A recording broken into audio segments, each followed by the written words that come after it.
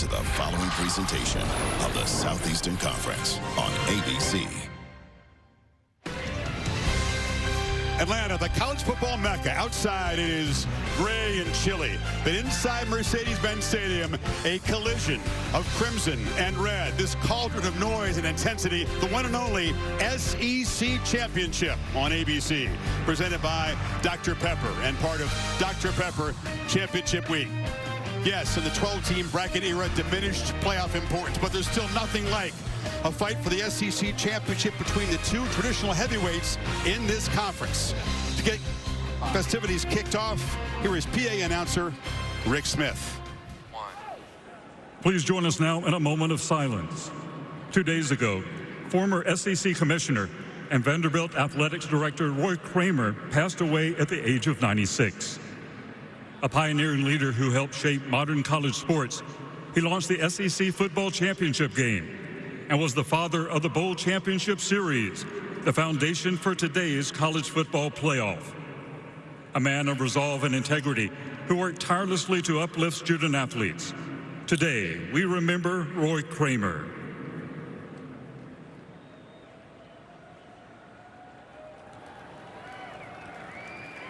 At this time, we ask you to please rise if you are able and join us as we honor America with the playing of the national anthem, performed by the University of Georgia Redcoat Marching Band under the direction of Dr. Brett Baucom, and the University of Alabama Million Dollar Band under the direction of Dr. Kenneth Ozello.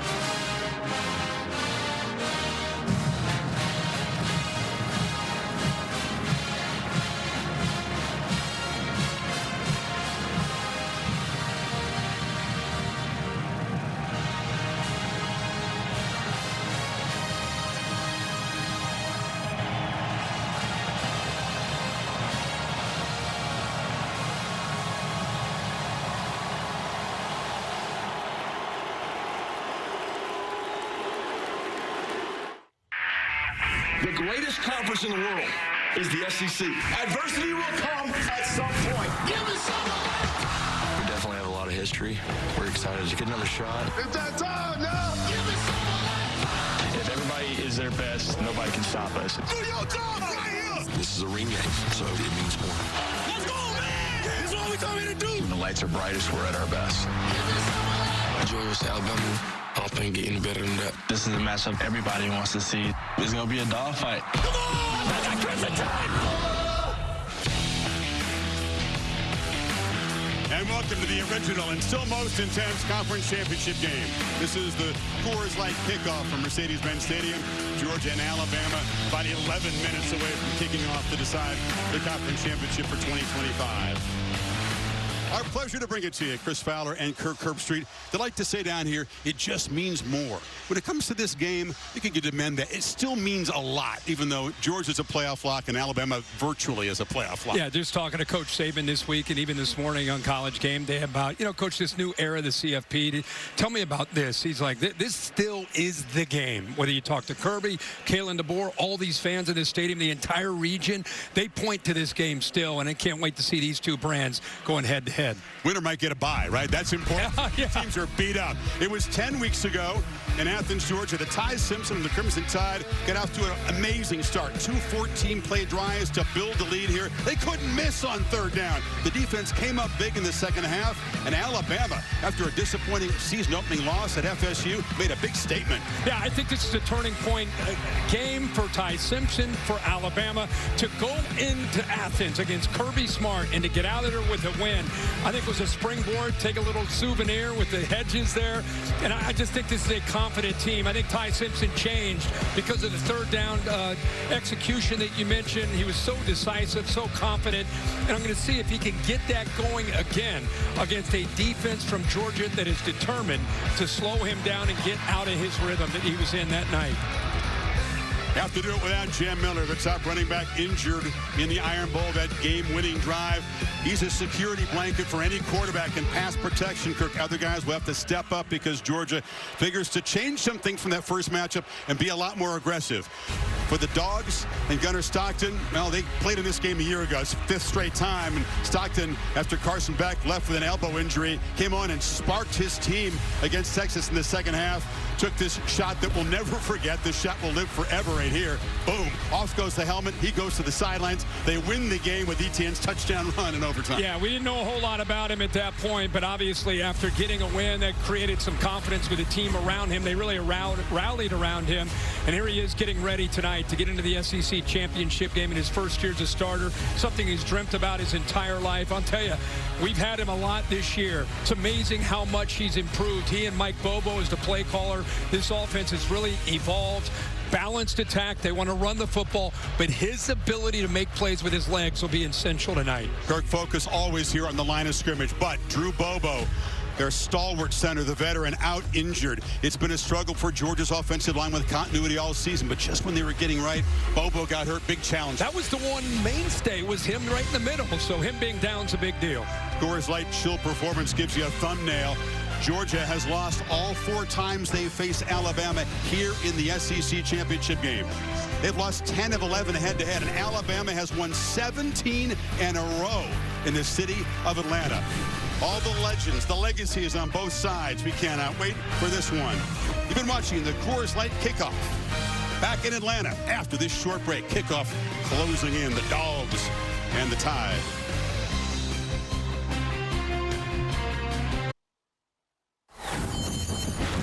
You're watching Dr. Pepper Championship Week.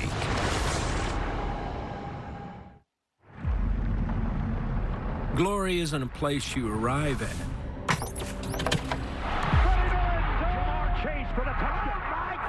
It's a road you travel. That should put the cork in the bottle. A road built on the weight of legacy. The names of legends. And moments that define forever. Every twist and every turn reminds you this is the toughest road in college football. These two teams find each other once again. For Alabama, this road has been traveled many times before, and now they walk it again, looking to reclaim what's theirs. For Georgia, this road isn't about arrival, it's about return. They're not here to find glory, but here to remind you who it belongs to.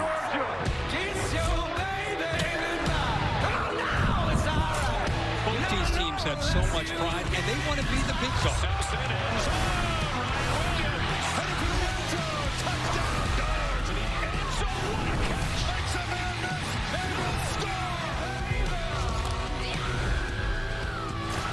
Resilient team in college football, the Georgia Bulldogs.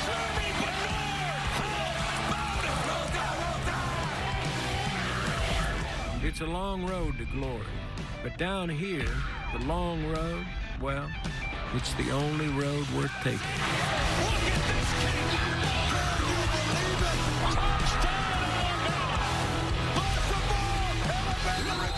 It doesn't promise a finish line, only the chance to keep going. Welcome to the SEC Championship. Our thanks to Woody Harrelson. Now You See Me, Now You Don't is going to be in theaters now. He's right about that. It's a long road to get here. It's a punishing road. It's about the strain and the pain and the resilience, and Georgia embodies all of that stuff. Another 11-win regular season under Kirby Smart. And Ryan Williams and Jeremy Bernard, the two big play weapons, can they light up this field tonight? Simpson will be looking for them as Williams looks to bounce back from a quiet Iron Bowl. Dogs slight favorites here. They won 8 days ago over Georgia Tech in a physical bloodbath on this field.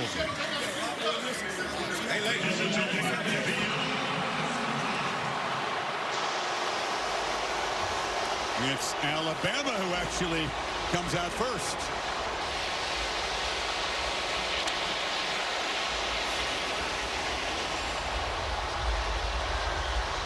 Kalen DeBoer always approaches these big games with so much calm.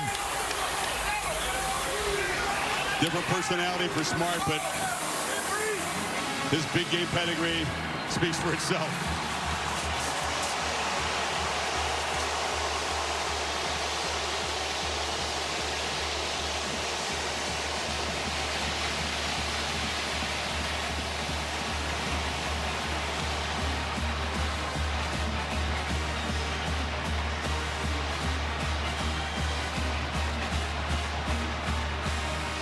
As intense as the regular season is in this conference week in, week out, it reaches a different level for this championship game. Yeah, totally agree. It's a different kind of juice, different kind of energy. You could feel it around the building the last day or two, and of course, especially now as we get ready for the coin flip and get ready to get this game started. Both coaches say, Kirk, that so much has changed for their teams since that game 10 weeks ago in Athens. Players have had to emerge and step up. Younger players much more experienced because some of the veterans, frankly, have been casualties of that punishing schedule. No doubt about it. I mean, it's obviously a different, both these teams are different and matured and very familiar with each other. Veteran referee Dan Gotro in charge of this officiating crew tonight. Guys, let's go to him. Congratulations on representing the Southeastern Conference in the 2025 SEC Championship game. I'm your referee, Daniel Gotro. This is your umpire, Walt Hill. Georgia, we were the designated visiting team.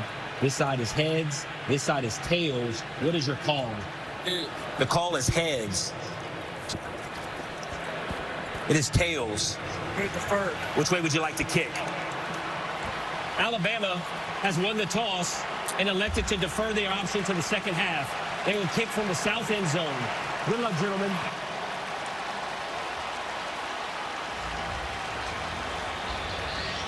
So we'll see this Georgia offense out first against the Crimson Tide defense. It's great to have both Holly Rowe and Laura Rutledge on the sidelines tonight. Let's go to Laura with Kirby Smart.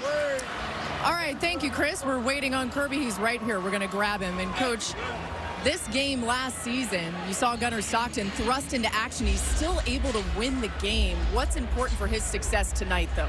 Well, a run game's important for it, him to get in rhythm, the other guys to play well around him. And Drew Bobo, your starting center, is out for this one. How does that affect the offensive operation? Well, those two got to work well together, Malachi and him. They've worked games together. I'm excited to see them go play. All right, thank you, Kirby. Thank you. Go down. And Malachi Tolliver will get the opportunity as the starting center. They've spent a ton of time this week in preparation, going over the snaps and cranking up the crowd noise. We'll keep an eye on that tonight. Let's go to Holly Rowe with Kalen DeBoer. Well, Coach, this is your first SEC championship appearance. What's it like running out here with your team right now? Yeah, something you never take for granted. You know how much work it took to get to this spot. I'm excited to watch our guys play. Your two running backs are out right now. How will your young running backs not only successfully run the ball, but protect your quarterback, Ty Simpson, in pass pro? Well, they're actually a little bit different, all of them. And so, they'll get their opportunities. I'm excited to go let them see them play. Thank you so much, Coach. We're talking about Jam Miller being out. Well, Daniel Hill will get an opportunity. He's just a sophomore, and behind him, A.K. Deere, a freshman. Coach said if they don't pass protect well, they can use the tight ends at times. But both tight ends are freshmen, too, so young players will have to step up tonight for Alabama. Thank you, Holly. Josh Cuevas remains out. Georgia football first. And right away, all eyes, Kirk, in that center position. Malachi Tolliver, it's the snap piece of it, and it's also holding up against this defensive front. Connor Talty to boot it away. Typically, his kicks are not returned, and this one will not be either. because across the line, big number 96, Tim Keenan, has got his eyes on the quarterback. Yeah, he's a big, experienced nose guard, and he's going to give Malachi Tolliver all he can handle. I don't think it's just matching up against big 96, who's over 320 pounds, but it's the communication. What will Georgia do to help Tolliver in the middle? Look at the big man there ready to roll. Be interesting to see the pre to post snap movement by this defensive line and how it affects the communication.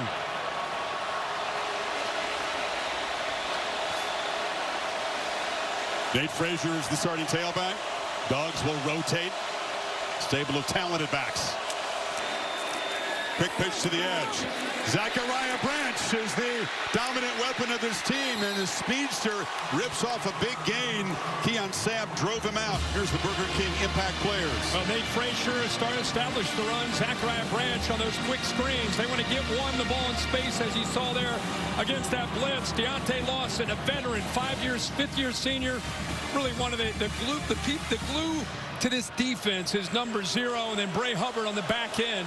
They're going to get aggressive, try to blitz, see what they can do on Gunnar Stockton on early downs, especially first and second. Got 17 on the opening play. This is a QB run. Stockton lowers the shoulder and takes a shot after a 3-yard gain. You're going to see a mix of a lot of different looks early from Mike Bobo, the offensive coordinator, play caller from Georgia. I think one of the best in the country. Does a good job, especially early in the game. 12 personnel with 1 back, 2 backs. He'll give you a lot of different looks, see how you react, and then make his plan from there. Cash Jones, typically the 3rd down back, in on this 2nd and 7. It's Branch in motion. He's got it again on the edge. He's got some blockers, gets the outside, but the Tide do a good job stringing out. There's a flag down.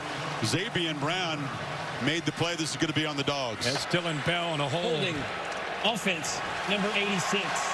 10-yard penalty from the previous spot. Remains 2nd down. Intent on stretching the field with Branch early on, aren't they? Yeah, but the way they attacked him, that was Red Morgan 16 who created that. They saw Branch go in motion. They immediately responded, expecting. Look how hard he went at Dylan Bell. That all Dylan Bell could do is hold on for dear life because how aggressive 16 came up against that quick screen. We call him a prototype nickel, Morgan. He has really come on strong that second half of the season. What a great player. Now the Dogs face the 2nd and 17. Frazier hit and dropped behind the line. Flying through was Jordan Renaud. He's got to step up big. LT Overton, the starter, can't go tonight. Well, Chris, we just talked about it. Holly talked about it. Here's Tolliver in the middle. Watch this. Movement right there, quick movement. They kind of surprised him by slanting back, switching the gaps. Really good call there to test that by Kane Womack, the defensive coordinator, especially on 2nd long. Switching gaps from one side to the other side of the center, caught him off guard. Womack likes the matchup between his defensive line and Georgia's reshuffled O-line, that's for sure. 3rd and 20. Bama fans making noise as Stockton looks to escape the pocket. Long way to go. He's going to be knocked down from behind after a short gain by Yanze Pierre, and the Dogs will punt. Yeah, that's what they wanted. Of course, they had the holding call, which got Georgia behind the sticks, and then the tackle for loss got him to 3rd and long. All they had to do there is rush 3, drop 8. Big concern there. You just want to keep your eyes on Stockton. Anytime he gets the 3rd down, his legs are always a threat, but a good start there for Womack and the Crimson Tide defense. The finalist for the Ray Guy Award, which goes to the top punter, is Brett Thorson, 4-year starter. The Aussie to boot it away. Cole Adams back for Alabama, waves for a fair catch, and the Tide will begin their first possession from the 17-yard line. Ty Simpson off that game-winning drive, the 4th down completion of the Iron Bowl, starts his first SEC championship game.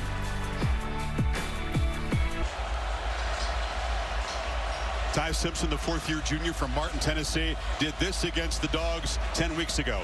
Despite a lack of explosives, Kirk, 24 of 38, 276, also had a 2-yard touchdown run, which provided winning points. Yeah, he was just in his zone, seeing the coverage very well. Again, when his eyes and feet are aligned, he is dangerously accurate, and that's what Georgia wants to affect. Will they be more aggressive at the start of the game than they were in that first meeting?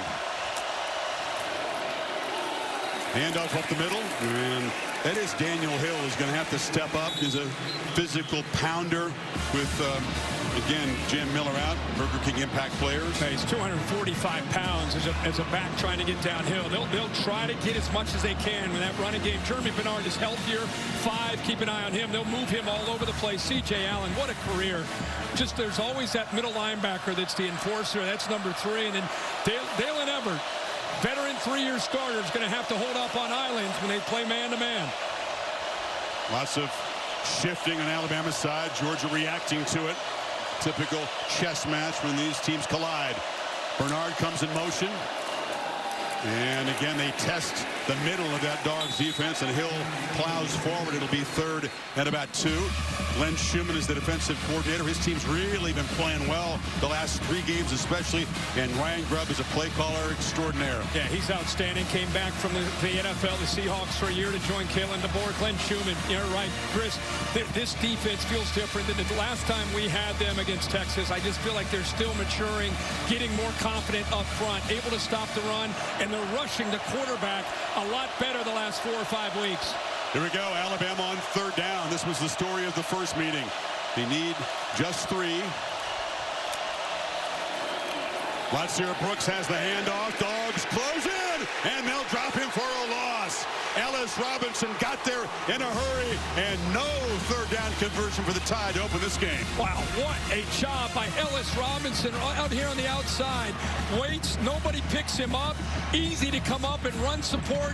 Love to see that from the corner. He's known for his ability to cover a 5-star, but there showing the physicality and run support. Nobody blocked him, set the edge, tackle for a loss. Robinson really coming on strong, showing why he was the top defensive back recruit a couple of years ago. Blake Dowd on to punt it away. And Zachariah Branch makes the fair catch at the 30. 44-yard punt. Tough sledding for the offense as the early going here in Atlanta. Georgia's 2nd possession when you come back. Great tradition of this championship game. Starting center for Georgia, Malachi Tolliver with a tough task here, but Bobo is operating as a coach on the sideline, talking to Tolliver throughout any opportunity he can get, and joining Stacy Searles and recommending that they get set quicker as an O-line, so don't stand up and wait around, get set, and then you'll be more ready to go based on what this Alabama defense is doing. What they're doing right now, Kirk, is showing a lot of pressure, just standing up. They actually back out and rush only 3. Stockton underneath delivers a pass, and Nate Frazier takes a huge hit from Damani Jackson. Well, I think Kane Womack is trying to hurry up the clock on Gunnar Stockton on these early down blitzes. This time they show pressure, end up dropping, sitting back in zone. He's a little bit confused. He tries to check it down, but there's Alabama defenders. This is Damani Jackson, like you said, Chris. But right now, a clear effort to affect the new center, Tolliver, but also, I think, come after Gunnar Stockton to hurry him up.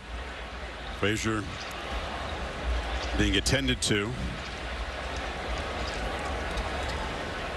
Already so shorthanded. Chauncey Bowen did warm up. We expect to perhaps see number 33 tonight. He did not play against Georgia Tech. Missed a lot of practice, but he was a big part of the game against Alabama. 119 rushing yards in that first meeting.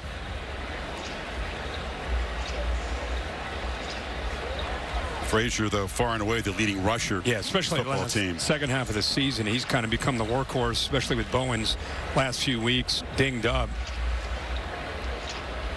A big shot to the midsection delivered by Damani Jackson, a guy who's perhaps extra inspired tonight because he was burned in the first game against Georgia. He got beaten deep by Colby Young. He also was out of place on a couple of runs and really did not play well at all at corner for Alabama in that first game. That's right. And Frazier is up, walking off.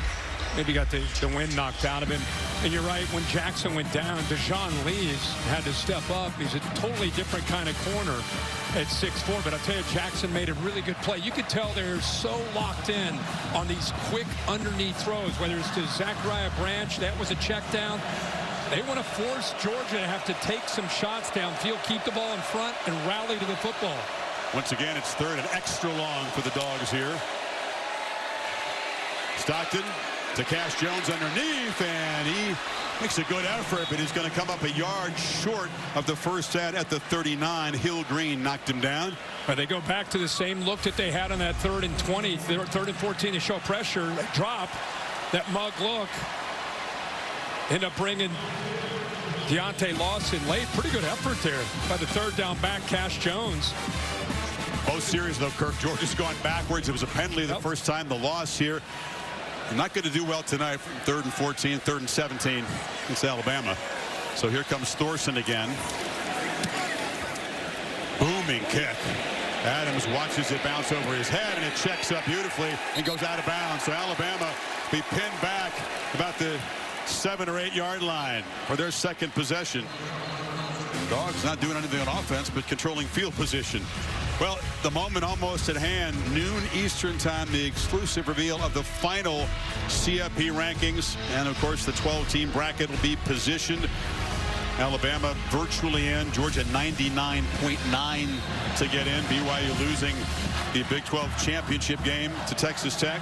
And it goes those 4 first-round games on campuses the night of the 19th, and then a triple header on December 20th.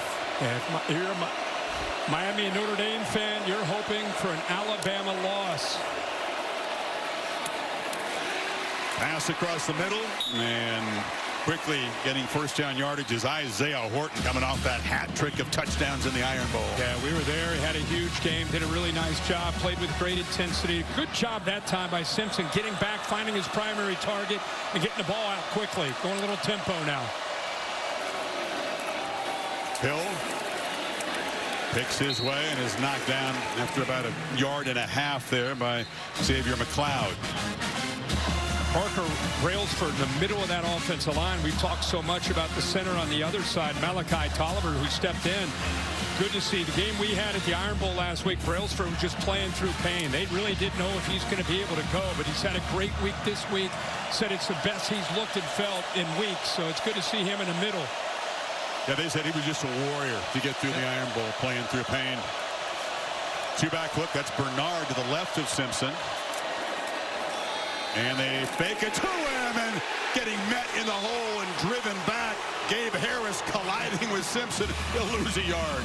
This is the importance of being able to stay as far as the effort on the backside. Here he is right here. We just talked about Brailsford. He locks up there on Gabe Harris, but Harris with the hustle and pursuit on the backside doesn't give up on the play. There's nowhere to go because of what Harris does there with that effort.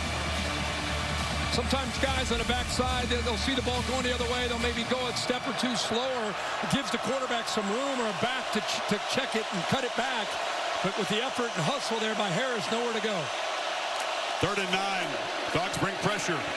Simpson across the middle. It's incomplete. Bernard was in a crossing route, but it was a tight window. K.J. Bolden was in coverage, and another 3 and out for Alabama. Actually, they did get 1 first down of the series. Yeah, Chris, this is why we were so impressed with what they did in Athens. Look at this offensive line. I mean, look at the movement, the twist, the pressure. There's a lot going on in front of Ty Simpson, and his eyes need to be laser focused beyond that towards the line, towards the coverage, but good tight man-to-man coverage by the Bulldogs once again. Don't look away with punts and field goals. Special teams plays. There's a rich history in the SEC championship game. Right on cue. Georgia with the block. Bouncing around and fielded inside the 25. Kirby Smart had a feeling a special teams play would come into play tonight. And getting his hand on it was Cole's spear. They overload the left side of the Alabama offensive line. And like you said, Chris, right on cue. Good call. He comes clean. Nobody touched him. Heck of a job there to just take it right off the foot of the punter. Look at that. They had a couple guys there on that left side.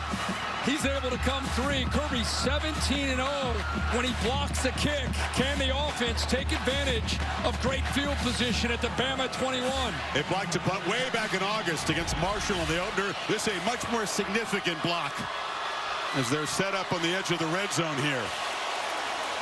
Frazier Makes a cut inside, and Frazier, good to see him back up and healthy after the big shot. Plows inside the 10, first and goal, picked up 14. But they went 13 personnel. They got a great tight end room. Look at all three of these guys. Sometimes they'll use that as a decoy. This time they run a counter play, set the edge there with Lucky, pulling the backside guard there.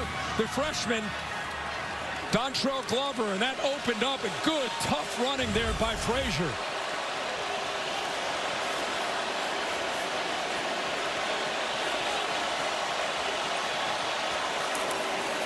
Frazier again. Deep handoff and penetrating quickly off the corner was Xavier Brown. Met him for a short loss. London Humphrey, 16, coming right to you. He should have worked around that traffic and made that block there on Brown, but instead he got caught up with a little bit of penetration on that left side, so he's unable to pick up Brown. So good job there holding the edge by the Bama defense. First one of the situational red zone trips tonight. She'll be so decisive. Bell takes the handoff, fights down near the goal line. He'll be knocked down a yard short. The versatile ex-South Carolina Gamecock. Had kind of a quiet year. Yeah, he really has, Chris. He's a running back that plays receiver. It's a power read. Depending on the look, the quarterback can pull that and get underneath behind the backside guard pulling, or you give it. Here he gives it to Bell with that read and got him close. Now it's 3rd and goal.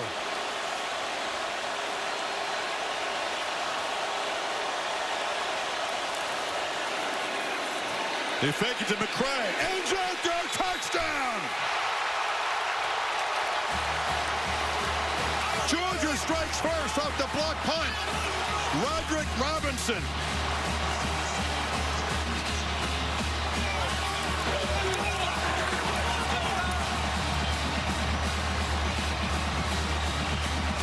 And I talk about Mike Bobo quite a bit and some of the play calling and the looks that he gives you. The fullback, he's really a running back lined up as a fullback, lost his footing initially, but with that 13 personnel, 3rd and goal at the 1, Bobo gives him a look. Look how fired up he is after that call. He gave him a look as a run, play action, boot the athletic gunner Stockton around the edge and find the open back out of the backfield. So the seldom used Roderick Robinson from San Diego. Touchdown set up by this block punt. Dogs fly in there.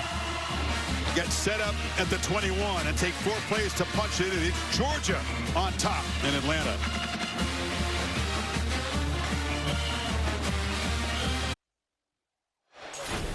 Luda got the crowd going earlier today. The T-Mobile SEC Championship concert. I can't lose with 22. Yeah, that's what's up. Running in the back, so what? Better than the aqueduct. Hands up, hands up, hands up, hands up. Welcome to Atlanta where the players play. We ride on the bangs like big beats, hit streets, see gangsters roaming. Parties don't stop till. Welcome to Atlanta where the players play. We ride on them things like every day. Big beats, hit streets, see gangsters roaming. Parties don't stop till. Parties don't stop till 8 in the morning. Atlanta's own Ludacris. Atlanta, where Alabama believes they're the kings of the town.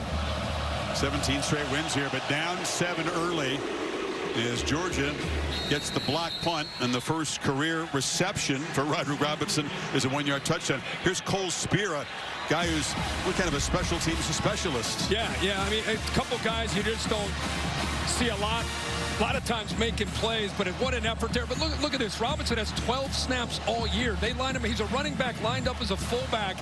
Completely surprises the Alabama defense that he's in the game and lined up at fullback of all spots, and he's able to sneak out virtually unnoticed. They're out into the flat, so another brilliant call by Mike Bobo, and they get their first touchdown off of that punt. One of the guys having to step up with Miller out is A.K. Deere, number 0, the true freshman tailback. He's got the ball, and Deere, who was a freshman out of Mississippi, met by Raylan Wilson. Short gain. It's interesting to watch them trying to establish the run. You know, I mean, that has not been a strength of theirs all year. 70% of the time, they throw the football. They're a team that'll just kind of remind you that their run game is there. But with their top 2 backs down, especially Jam Miller, here early, they're trying to establish it into the interior with the, trying to win that line of scrimmage. Tough to do against Georgia. Simpson has a clean pocket. Hill underneath. Spun down immediately. Short gain of 4. And tackle made by Chris Cole. Another third down for the Tide coming up. They'll need 4. They're rotating Cole in there. Remember, C.J. Allen's been in and out. He's coming back onto the field now. I think that's the difference with Georgia from where they were early in the year when they played Alabama to now. More depth at the linebacker spots, more depth up front, able to rotate and not drop off as much. See if Glenn Schumann dials up some pressure here on this third down. Tied up to that phenomenal start in the first meeting in Athens. 0 for 2 so far tonight. Bernard in the backfield along with Caleb Edwards, the tight end. Pressure comes. Simpson gets it out, and it's Ryan Williams who makes the catch and is still going. Number 2 is loose and will just tap dance out of bounds in Georgia territory. He caught the ball in traffic and evaded the tackle of Danilo Jones. Big game. Well, we wondered last week where he is. In this time, you see how they use that motion. Now you create a favorable matchup. You get him to the inside there against Jones. This is what he does. It's the yards after the catch. Great route. Little whirly route back to the inside, then back outside, and then even though he's not the biggest guy, about 178 pounds, boy, is he lethal with the ball in his hands. Georgia fans don't want to see Williams catching the ball and spinning. That's what created that touchdown a year ago that beat him in the regular season. Simpson, deep drop on first down, downfield throw to Horton. It's incomplete. Went up high to get it. He was well defended by Ellis Robinson. Boy, Ellis Robinson, we saw that big play he made in run support. This is really what he's known for. I was wondering if he got a hand on his football. He kind of worked through it. I think that just kind of came off of Horton's hands.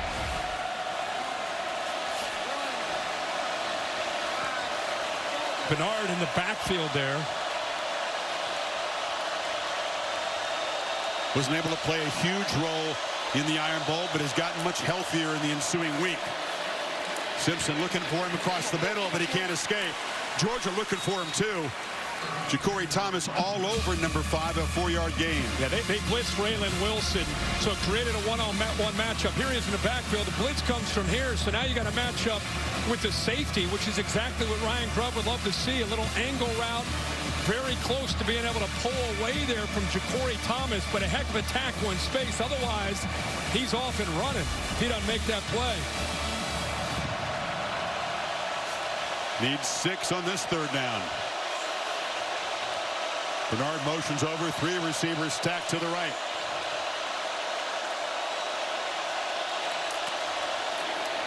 Simpson looking that direction, now back across the middle, high throw, intercepted. Picked off, Dalen Everett for the Dogs with a stiff arm. Takes it back into Alabama territory. A flag down at the end of the play. But the Dogs with the first takeaway. Looked like K.J. Bolden may have gotten a piece of that. Or they, typically you see a blitz, you think man to man, but here he is out here on the outside, just kind of sits back, reading the quarterback's eyes. As that ball comes out, I think it got out clean. I think it just came off the fingertips there, like you said, a Horton. Return team. The 15-yard penalty will be enforced from the spot of the foul. First down, Georgia. It comes off of Horton. Yeah, I guess you're right. He did. K.J. Bolden did get a fingertip on that. But the throw was off target anyway. It was behind him. And a heck of an effort. What a job by Dylan Everett to be able to catch that football. So the savage pads go to Dalen Everett. Had a couple picks, remember, against Texas in the SEC championship game a year ago. 2 guys fighting, and he's going to be penalized at the end of the return. Yeah, he got the face mask, so instead of being deep into Alabama territory again after a big play, because of that face mask, they're going to come all the way back into their own territory. Looks like they're going to put him at about the 43-yard line. What is it about this game, though, and Everett? Again, defensive, most outstanding player in the win over Texas for those 2 picks. And an early one here. Georgia from their 43. Feed McCray. Bumps ahead and then falls forward for a couple. And Georgia's defense came up huge against Texas a year ago. Boy, he's been such a good player for so many years in Athens. Has great size, 6'1", 190. You're right. They tested him. It didn't work. Yeah. That's why we made him one of the impact players tonight. He just seems to step up. And when the lights get their brightest, 6 out of the edge, plays so well. Fake it to McCray. Stockton now flips it short to Oscar Delp. And the tight end lowers his head. Takes a shot after a 5-yard gain from Justin Jefferson. 3rd and 3, final minute of this first quarter. These kind of turn of events. Bama's defense put in some very tough situations. Tempo Kirk here on 3rd down. Delp out there on the edge, and Stockton diving, and it's a first down. So Stockton with the short scrambles can just frustrate a defense, and the Dogs in Bama territory as we'll begin the second quarter with Georgia up 7-0. And whether it's design run or just there creating with the scramble, you know, that's what they do a good job of. And I think Gunnar Stockton that time, he just felt it, saw that the linebackers cleared out, knew that he could get the first down and didn't hesitate, took the yards while he could get them. So a block punt sets up a short touchdown drive. And then the first takeaway of this game has Georgia in business in Bama territory beginning the second quarter. Back after this message, and we're from your local ABC station. You're watching the SEC Championship on ABC.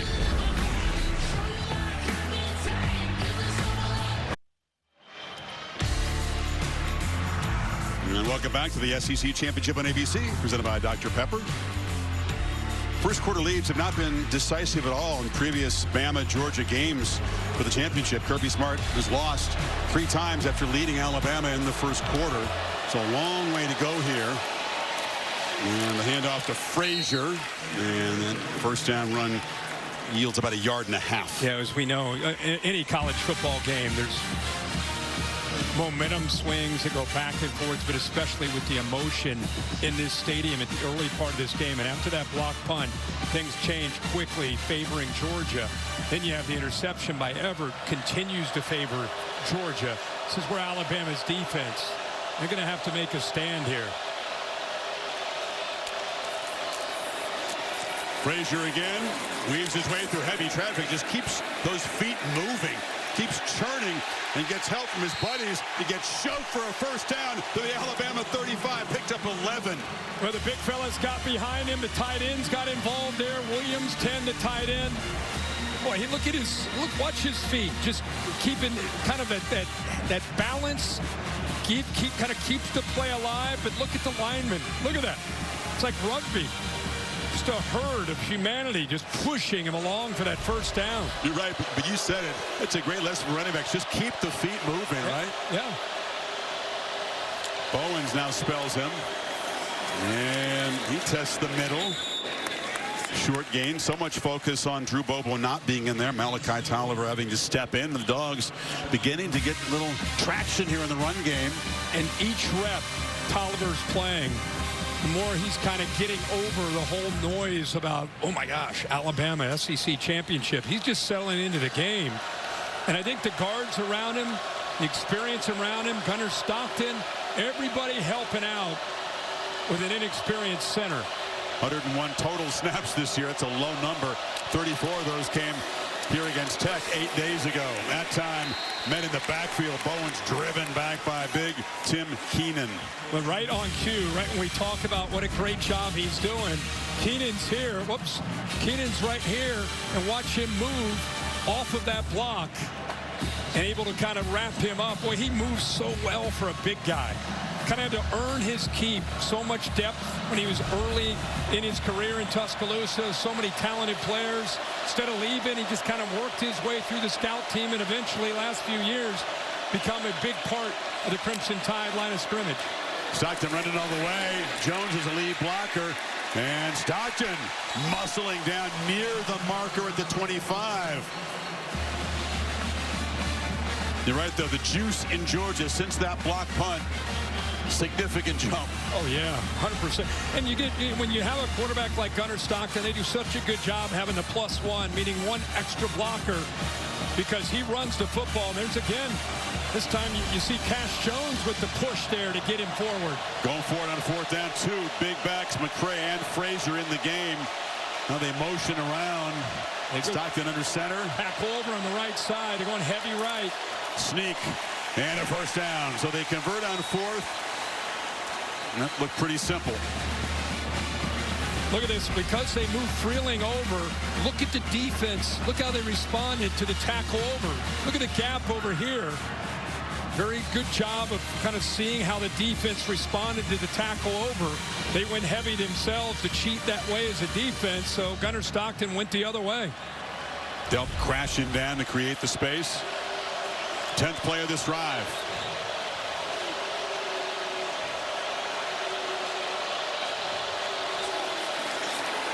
Gunnar on the move, flips it short. Ooh, taking a big shot again was Nate Frazier.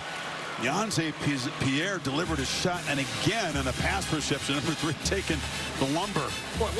Think about Pierre. This team is desperate for a pass rusher. He kind of emerges throughout the years. They're by far their best pass rusher. And now you see his versatility. You drop him, he shows pressure, then you drop him out in the flat. He's able to make a play out in space like that. Frazier can take a punch, we know that. From the pocket, deliver, Bell. Down the middle, Dylan Bell stretches to the 4, Dogs on the doorstep. Well, we just talked about Pierre and what a great pass rusher he is. He's right here lined up as a backer. Watch Gunnar Stockton, looks left, comes back, and right between Pierre, he kind of moves him with his eyes. And Lawson, nice window, puts it right on a line to Dylan Bell. We talked about Bell's skills.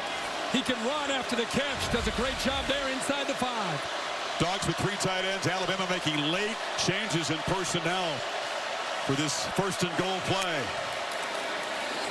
Frazier, no, hit for a loss. Quick penetration by big James Smith.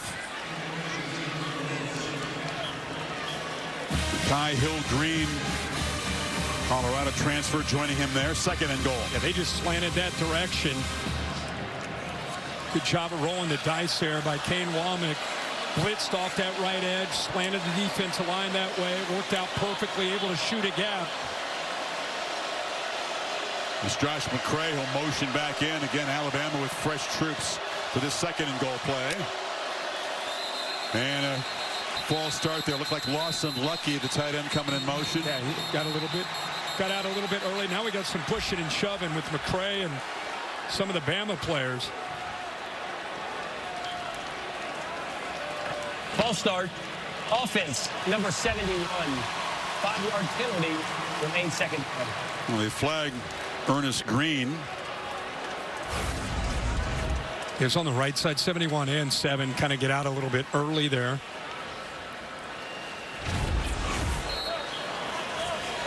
Bama has 13 total plays. And Georgia, this will be their 13th play on this drive alone. Big premium on ball control, time of possession, domination for Kalen DeBoer. Not working out that way so far tonight. 2nd and goal, Stockton takes off and navigates back down near the 5-yard line. Picked up 5. It'll be 3rd and goal. Yeah, they went to a bunch formation off to the right. Tendency is when they give that look, it's just a quick throw out to Dylan Bell. He kind of flashed that, but his quarterback draw the whole way. Just trying to get Bama's defense out of position. But they weren't too fooled there. Did a pretty good job of rallying to the ball to set up this 3rd down. It's a big play for Bama's defense. Big opportunity here for Georgia to go up by 14. If they can execute, put it in the end zone.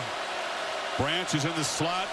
So is Lawson Lucky, and now Zachariah comes across in motion. Surveying, end zone, touchdown! Dylan Bell! And the Dogs with a long march to build their lead.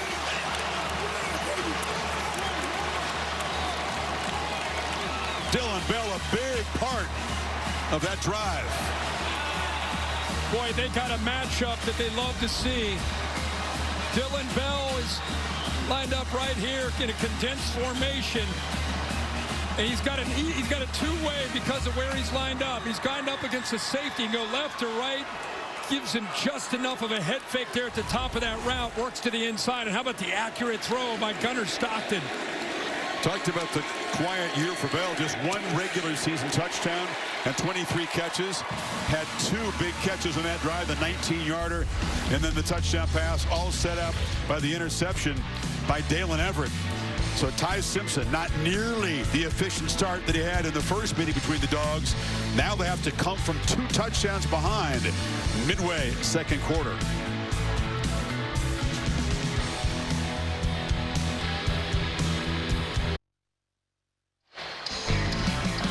Back in Atlanta, Dr. Pepper transporting us to Fansville, where the fans are celebrating playoff February and waiting to see who's going to go for the run and trophy. Playoff February.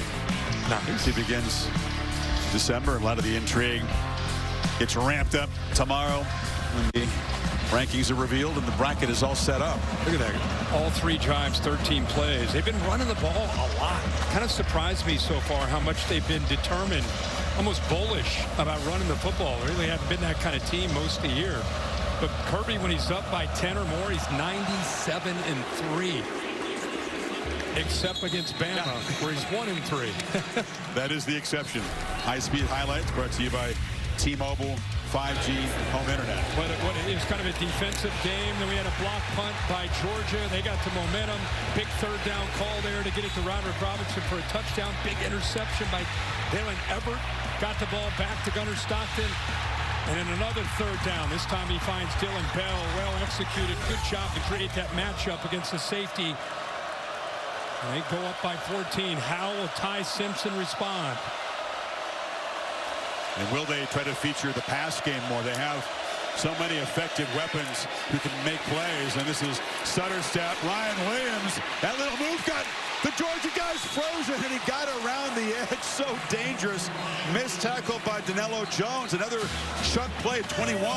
Yeah, I think you look at him on film and you think he's quick, and then you get out in the field with him and you lose your edge. Here he is right there in good position. Boom, he has that little stutter and he gets around him. Jones, by the way, is a great player, but he went right around him. I think they're going to see if he stepped out of bounds. You see Kirby at the top of the screen kind of pointing that he stepped out of bounds.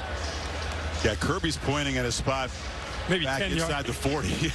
Yeah. The previous play is under video review where the runner stepped out of bounds. Obviously, Williams is a twitch. He's also got the long arms, and he can be hard to corral. He's effective with the stiff arm. Let's see again where that foot went out on the paint. That hat kind of obscures it. Looks like he may have stepped out of bounds. We'll bring in Bill Lamagna to see if his keen eyes can determine. It was a first down anyway, but that looks like it is out of bounds there, Bill. Yeah, that's where I have him stepping out of bounds. But like you said, he's still got the first down. We thought number 2 might be ready for a big performance. He's not a guy that goes in and complains about not being targeted at all in the Iron Bowl, which is incredible that he wasn't.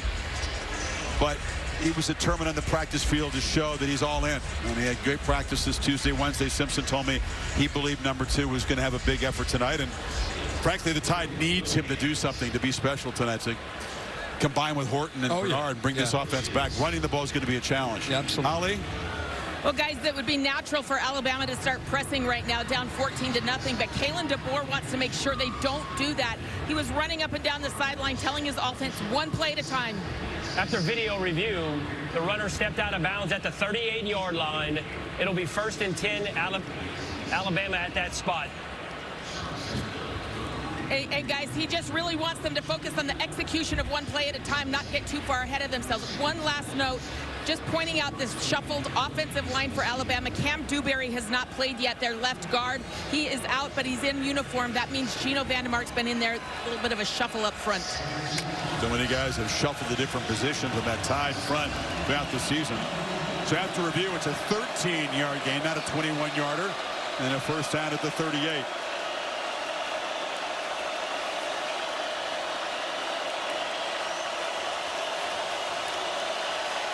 Two on the play clock. Just get it off. Simpson trying to buy time on the edge. Has to just throw it away. Nobody open early. It's such a different feel than the game in Athens where Alabama was dictating things as an offense. They would get the third down. They hit their first 8 third downs. They protected. They ran crisp routes. They had separation. Back then, Ty Simpson, he was getting the ball out accurately. They're just not quite in sync yet against a much improved Georgia defense.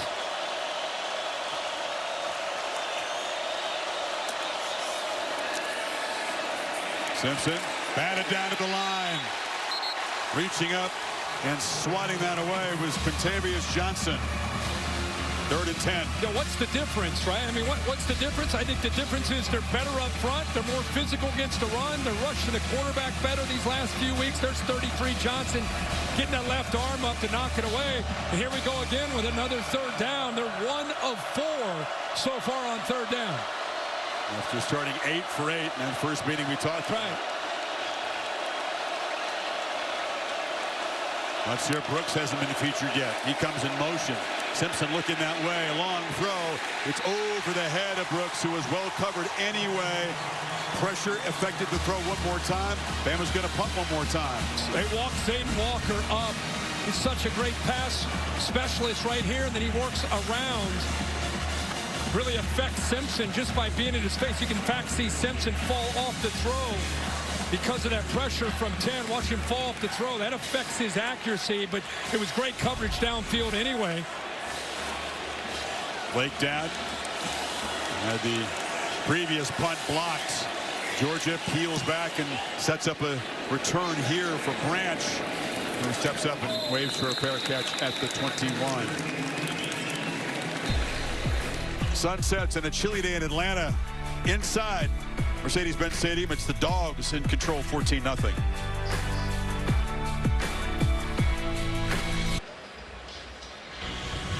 AT&T with the CFP rankings. Texas Tech routs BYU, wins the Big 12, and in all likelihood secures a top 4 seed. 13 tackles for Jacob Rodriguez in that game. Yeah, what a great year he's had. BYU losing by 34-7. They already lost big to Texas Tech, so that's twice they've lost to Texas Tech.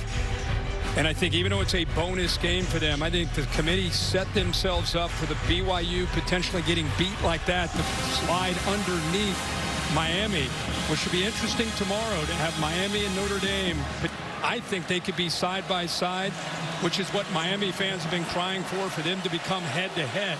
The writing was on the wall, in my opinion, when Tuesday night's rankings came out.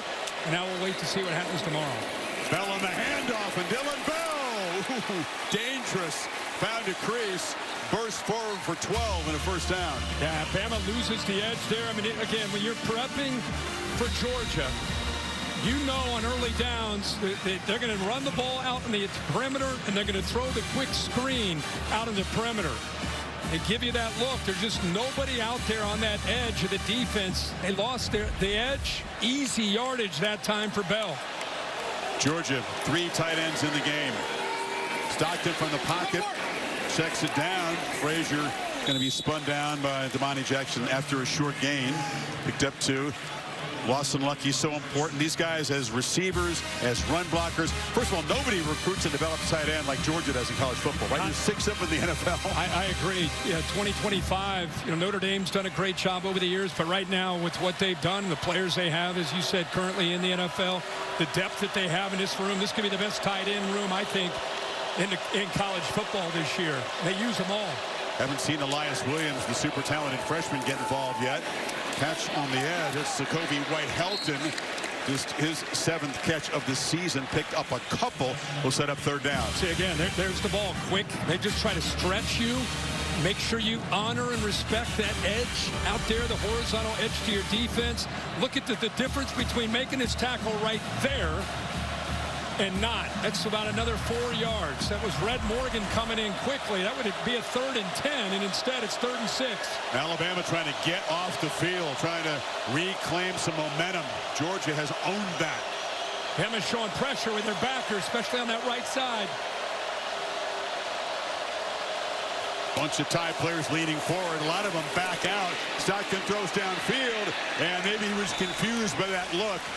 Zachariah Branch was on the route, but a miscommunication there. Chris, I think they affected his rhythm and his confidence. They walked up 7, maybe 8 guys. Look at that. All those crimson jerseys. And then you're right, they back out. You could see even on his follow-through, he did not feel comfortable. Didn't have his base underneath him. Ball sailed on him. Good job there of showing that look by Kane Womack, then dropping out of it, making him unsettled. They do their job, get the Georgia offense off the field. Such a part of modern defense, right? It's not how often you blitz, it's how often they think you're going to blitz. Yep. A lot of times. Just mixing that up. Pre to post snap. High boot by Thorson, and fair catch made by Adams at the 24. So Bama's defense gets a stop. Now can Simpson in this offense with 5:24 before halftime get something going.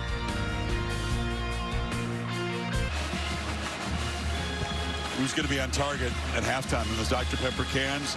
Two students battling for life-changing grand prize of 100 grand in tuition from Dr. Pepper. Got to go chest pass. Just fire it. Boom, boom, boom. Gene Hackman and Hoosier. Pop it, pop it, pop it.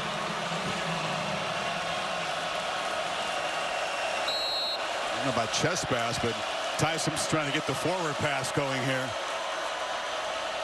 It's been a struggle for Alabama. Have not been able to run it well without Jam Miller. Would have been hard with him. And the Dogs' aggressiveness is troubling the quarterback. First down, they test the middle. A.K. Deere knocked down after about 2 yards. They continue to try to run the ball. Keep in mind, one thing Georgia likes to do, they like to keep Bolden 4 and Thomas 20 back as much as they can, especially in obvious passing situations. So if you have a too high safety look, what do you do against that? You got to run the football. Got to run the football into that look, or you got to hit the underneath pass and the crossing routes and get yards after the catch. See, they got 2 safeties back again. Tough to throw the ball downfield with that look. Williams in motion, has the handoff. Spin move. Ryan Williams still eludes people. He's got to jump in his step even more so than usual tonight. He's so dangerous. We saw that last year a lot. There's a great spin move there. It's still going to be short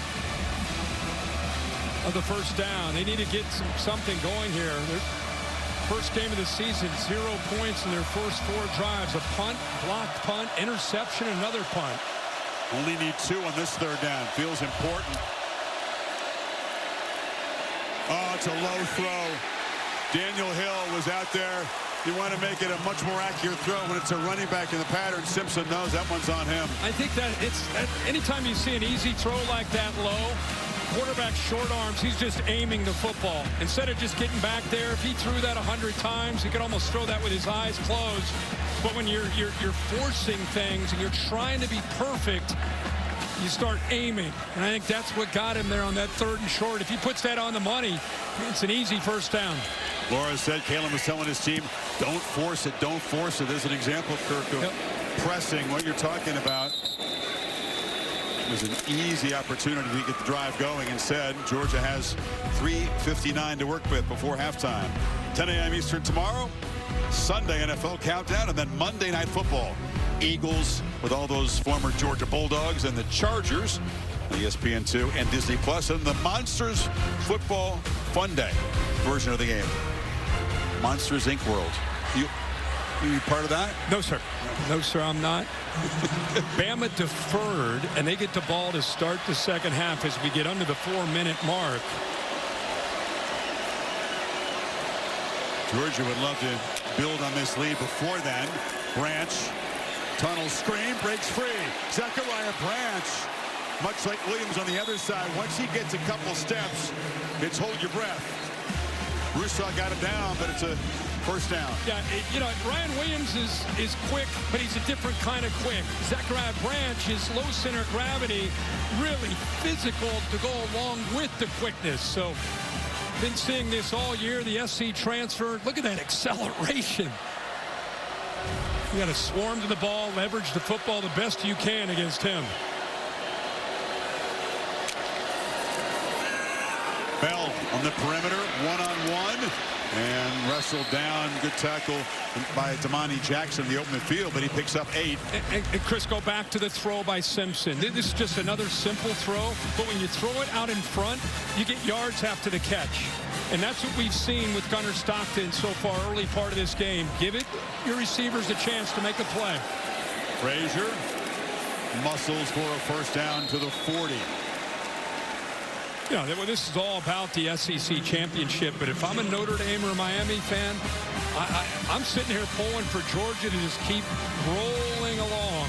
Make this as big and as bad as you can for Alabama, because that could potentially open the door for Miami and Notre Dame if Bama were to get blown out here by Georgia. That was the conversation that they need to win, and if they do lose, by how many would it give the committee second pause? They're 9th in the rankings, Alabama, coming into this. Bowens slams forward. I'm not suggesting they are going to get blown out, but I just know that there's so much. Would Bama get punished? In my opinion, Bama went to Athens and beat them there. Yeah. So it would have to get really ugly for them to be punished for losing a game. They have to play a bonus round game. 2-minute timeout. We'll talk more about that. These games are interconnected, and the subplots are plentiful on Championship Saturday. Dogs on the move, up by 2 scores.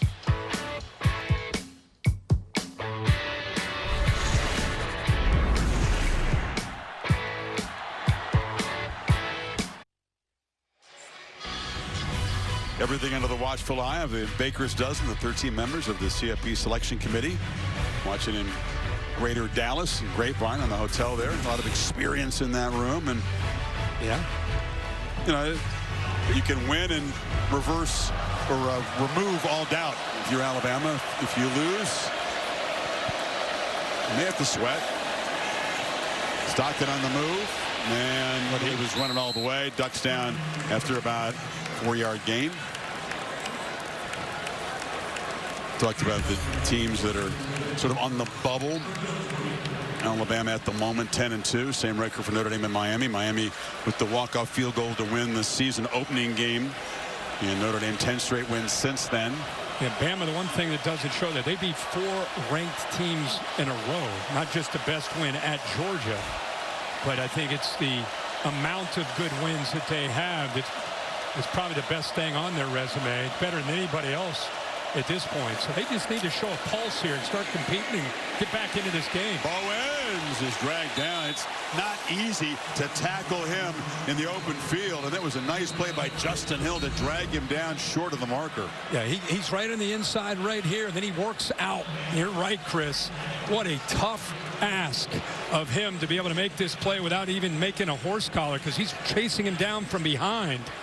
And he kept him short of the first down marker. With the strength it takes to do that. Bowens is a big 225-pounder. Creates a 4th and short here.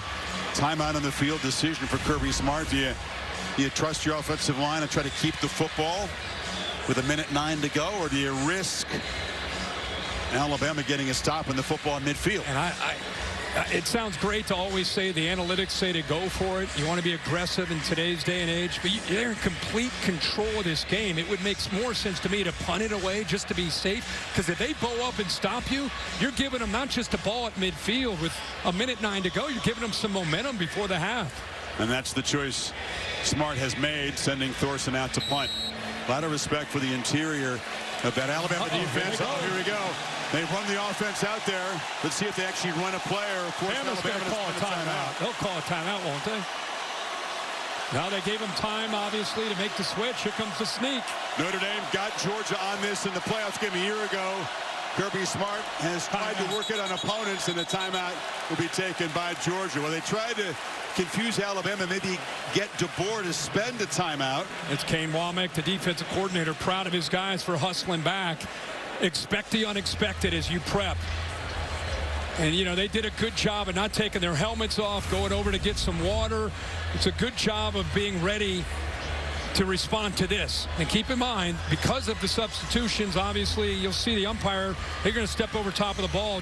Alabama has enough time to get all 11 guys out there, to get everybody lined up.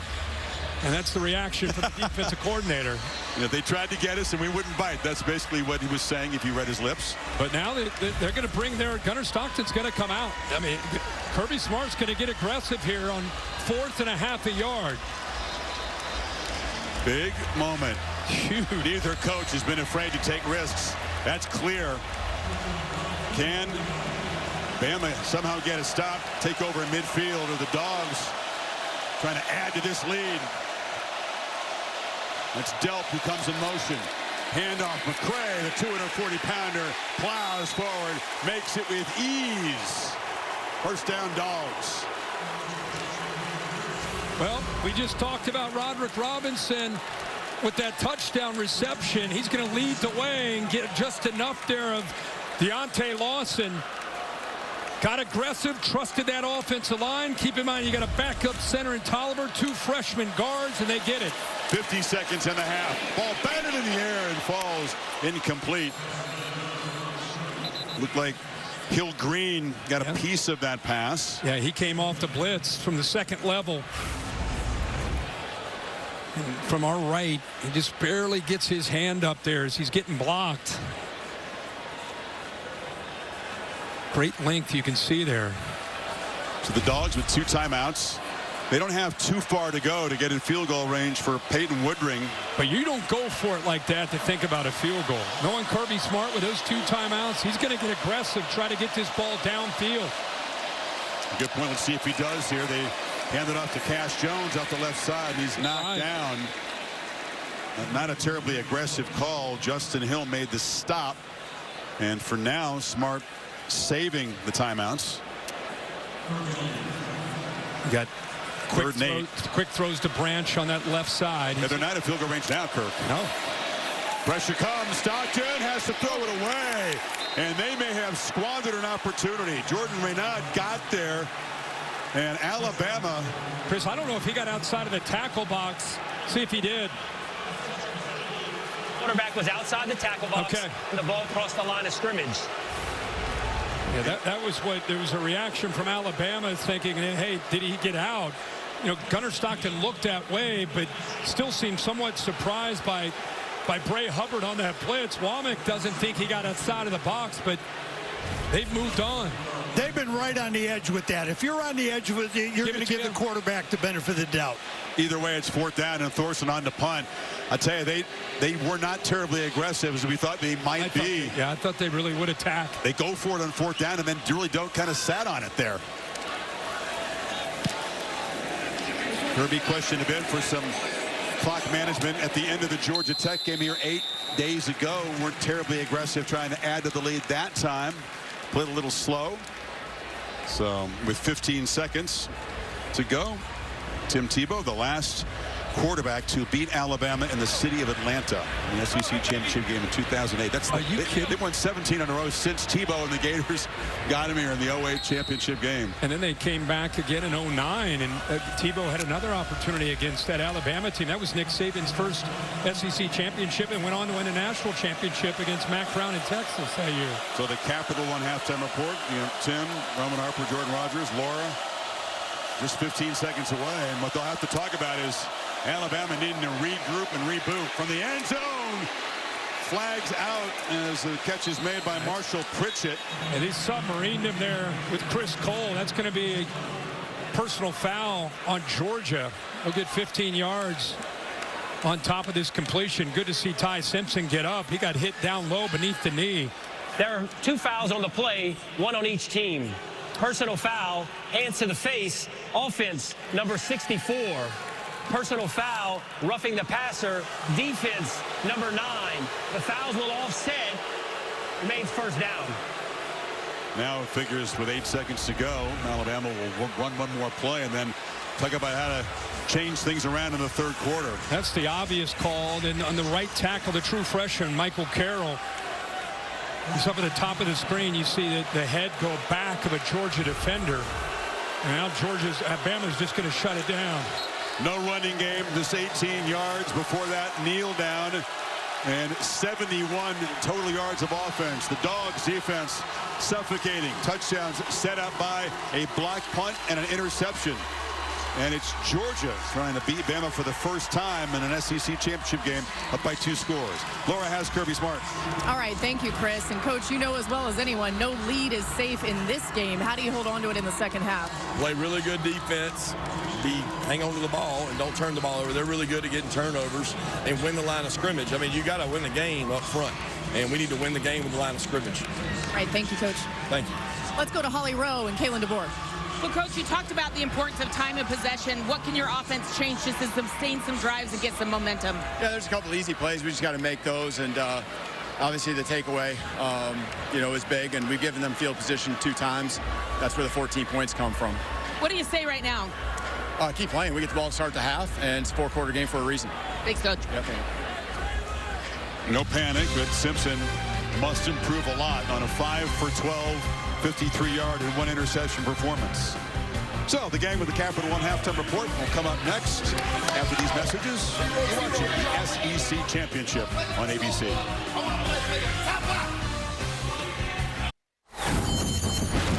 You're watching Dr. Pepper Championship Week.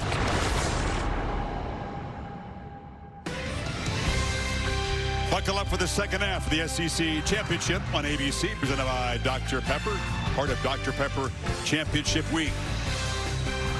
Dogs up 14-0, but no lead has been safe in this head-to-head, and Kirby Smart knows that very well. Against Alabama, when leading at half, he's 0-3, and that includes the national championship game in this building when the Dogs were dominant, led 13-0. Remember before Nick Saban made the quarterback change, bringing on Tua Tagovailoa, came back and won it in overtime. The IHC Hotels and Resorts first half stats brought to you. And this is a similar stat line for Alabama's offense as that championship game years ago.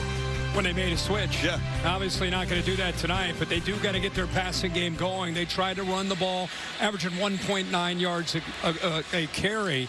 They've got to obviously, at this point, down 14. This is where they're going to have to rely not just on Ty Simpson, but the offensive line to do their job. And more importantly, the receivers. They're not getting separation. They're not getting open. Ty's back there holding the ball often, but to think Jeremy Bernard would only have 1 reception for 4 yards in the first half. Their most versatile weapon, no parts so far. But Georgia's defense now in the last 14 quarters has allowed a total of 22 points. That includes games against Texas and Georgia Tech, which have been lighting it up on offense, and of course the first half here against the Crimson Tide offense. Yeah, this has been an offense just trying to find an identity in the first half. By the way, a lot of this has to do with good Georgia defense. Bolden there with a fingertip touch. Everett with the big interception here on a 3rd and short. Simpson just trying to be perfect there and aim the ball. He's got to try to, they got to find a way. Ryan Grubb's got to find a way to get Ty Simpson in that zone that he was in Athens. But it's a very different Georgia defense, playing much better at all 3 levels, much more connected, much more physical, and much more aggressive in their approach. See if they can finish the job. Play fake on first down. Simpson on the move. He's got Latsier Brooks. I mean, look at that. Talented wide receiver, but nowhere to run as Rashawn Dinkins ran him out. I mean, there's just nowhere to go. And again, Jenkins wasn't the guy we talked a whole lot about, you know, the last time these teams got together. That time he's in right now. He's kind of that nickel. They've got some injuries at that spot with Aguero down. Aguero not really healthy with it as a club, so showing the depth, right in position, no yards after the catch. Big goal of Georgia today. Saw Ryan Grubb so often he can look 1 step ahead of the D coordinator as a play caller. He was at times in the first meeting, not tonight. Simpson backs up, pressured, retreating way back inside the 10 and just launching on the sidelines, incomplete.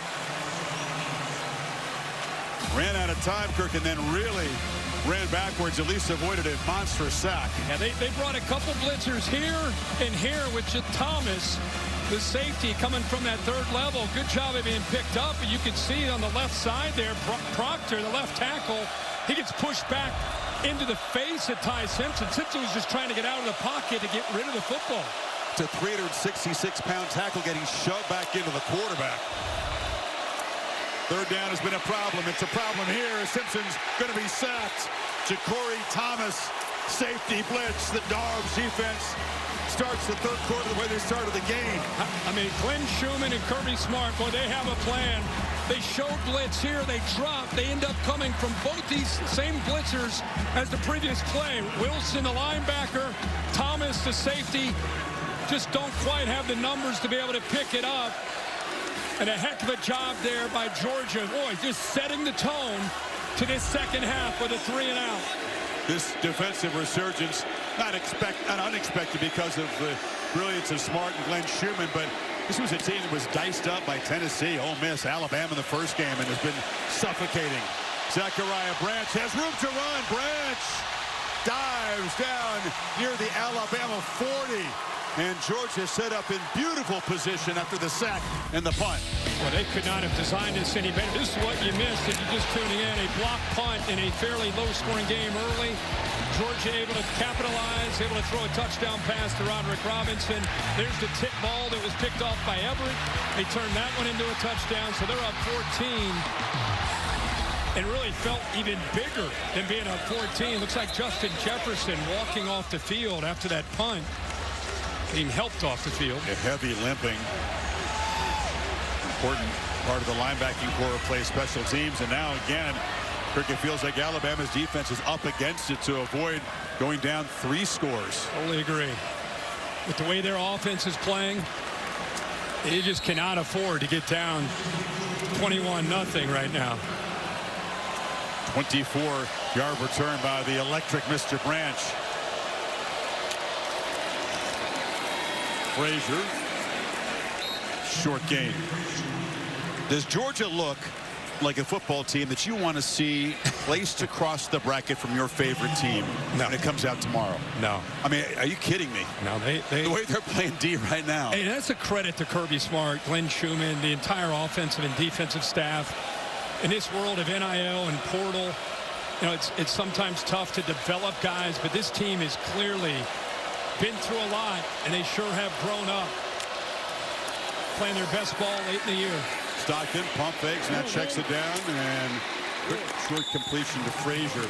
Resilience, you know, hard to kill because they have fought from behind so often, and that resilience, boy, how important is that when you get to the postseason, having to come through tough times? Ohio State was battle tested a year ago. Yep. They made their run. Yeah.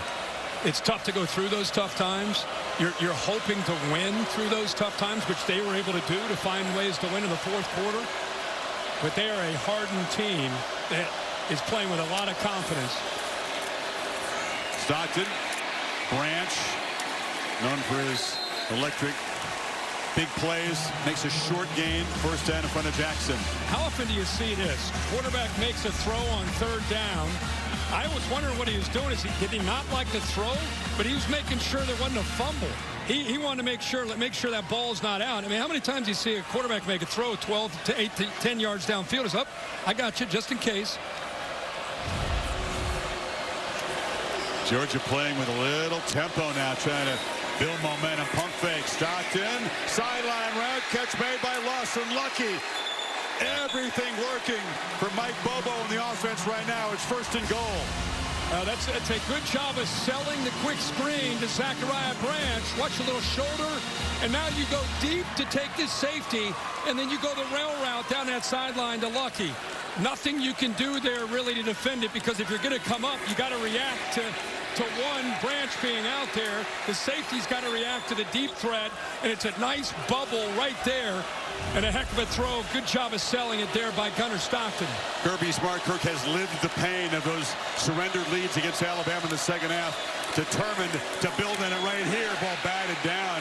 He was trying to find Taylor on a slant. Hill Green got a hand on it. That's a touchdown. That's a walk-in touchdown.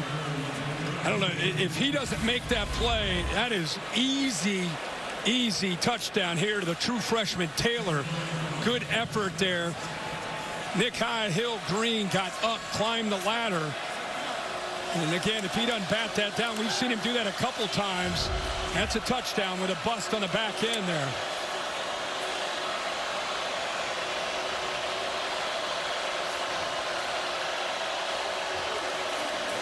Frazier on second and goal.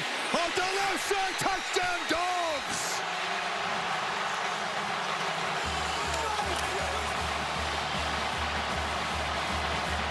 Perfect start to the second half for Georgia.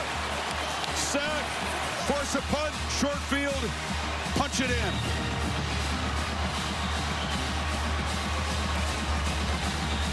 It was a good kick-out block by London Humphrey, 16. He'll come around it.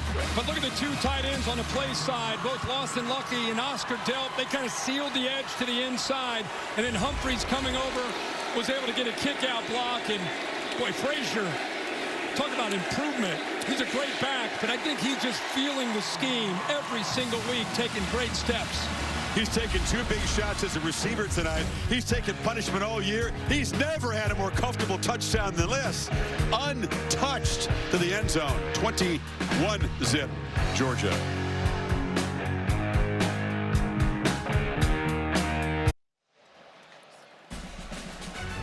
When we're done in Atlanta, the scene shifts to Charlotte. Tony Elliott and the Virginia Cavaliers trying to win their first ACC title since 1995. It's the one conference loss. They'll take on the underdog Duke Blue Devils. It was a rout for the Cavaliers in the regular season. Will it be closer tonight in Charlotte with the championship on the line to try to punch their playoff ticket? I don't think it'll be close. I think Virginia will win that through the air.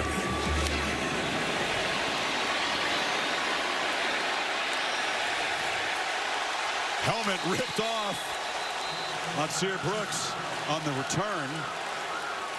Big picture. ACC champion to get one of the final 2 CFP spots. Tulane punched their ticket. Knocking off North Texas. JMU, Sun Belt champion. Duke, even with the win over Virginia tonight, may be on the outside looking in. They have 7 wins coming into the game. And Duke has no shot at getting into the CFP, and they shouldn't at 7-5. If they win an ACC championship, it's a great accomplishment, but they'll not be in the CFP. Congratulations to Boise State, another conference championship. Bama backed up at the 13. Backed up 3 touchdowns. Again, a first down run. A.K. Deer off the left side. And the freshman wrestled down after a short game by Raylan Wilson. Laura. Well, Chris, as you know, Kirby Smart's big emphasis this week was winning 3rd down defensively. He remembered that first game they played against Alabama, where Alabama was 13 for 19 on 3rd down. Tonight, 1 for 6. Totally different deal. And Glenn Schumann has consistently emphasized this on the sideline, win 3rd down to his defense. That's a good point, Laura. They're winning 1st and 2nd down, too. Exactly right. Which is putting them in 3rd and long situations. Simpson really eager to avoid another one of those right here on 2nd and 5. Little confusion. There was no one to hand the ball off, and he just slides down. Wow, things are getting worse by the second. Keep in mind, you're playing with a freshman back. You got Daniel Hill, 4. He's got some experience, obviously, but 0. A.K. Deer probably has a very bright future, but he miscommunication there with he and Ty Simpson. Boy, 62 total yards of offense, 4 first downs, 1 by penalty. Better off throwing it away right there. He took a 5-yard loss, and here comes another one of those 3rd and longs. And here comes the pressure. Comes a blitz.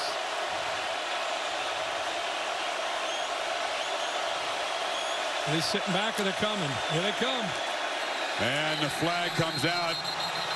All eyes on those aggressive Georgia defenders. It was Gabe Harris up there. And the Tide apparently would be pushed back 5 more. False start. Offense, number 75. 5-yard penalty. Remains 3rd down. Yeah, he's fired up because there was movement by Georgia, but it was movement that was slanting. They weren't quite into the neutral zone, and the right guard there, Formby, ended up jumping, so it does push them back. I don't think he loved the fact that Gabe Harris knocked the quarterback down. That's what I saw, yeah.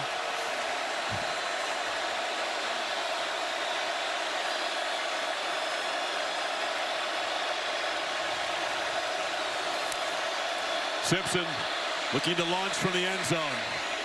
Underneath. Pritchett, long way to go. The tight end is going to be knocked down well short of the first down. And that Dogs defense, with Chris Cole making the stop, gets off the field again. Is there Kobe Dean out there? Is Jalen Carter out there? I mean, this looks like Georgia defense, right?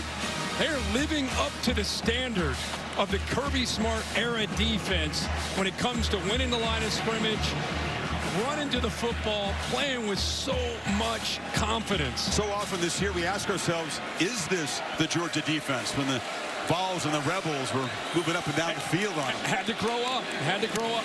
And they have. And Branch with the big return last time backs up for a fair catch at the 33 to 46-yard boot. There he is. Ugga 11, known as Boom. Big fella.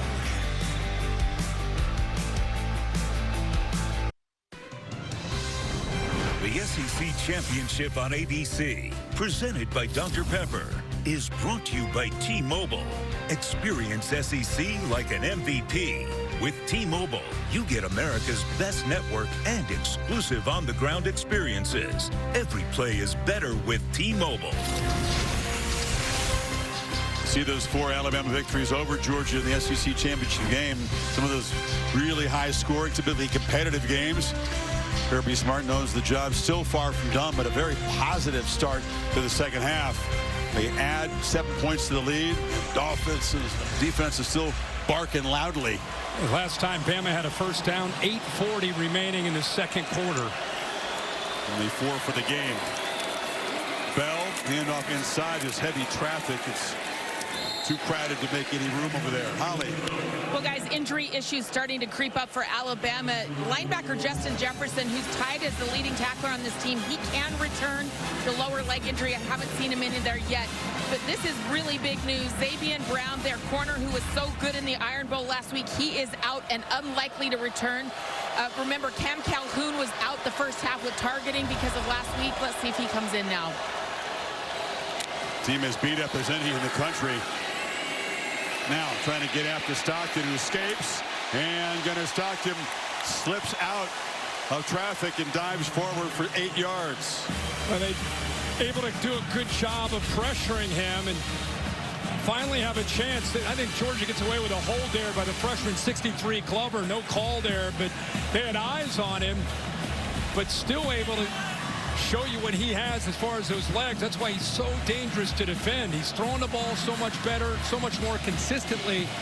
But then things break down, and you got to contend with him creating. 40 yards rushing for Stockton, who is the leading rusher for the Dogs. Now here, looking to throw. And catch is made by Humphreys. A nice cushion over there. Easy pitch and catch in front of Bray Hubbard. Yeah, they went maximum protection. I mean, everybody had 2 tight ends in. You had the running back in, create a one-on-one, but they got a personal foul. Hands to the face. They're going to bring it back. But that was an easy matchup against Hubbard. They missed a hold a couple plays back, but this time they get hands to the face on 63, who actually held. That's Glover. This time they'd see that right hand getting up there on Tim Keenan. It's nasty in that pit. It sure is. Big glove shoved in your face. Face mask scraping across the front of it. Nullifies the big gain and sets up a 3rd and 17.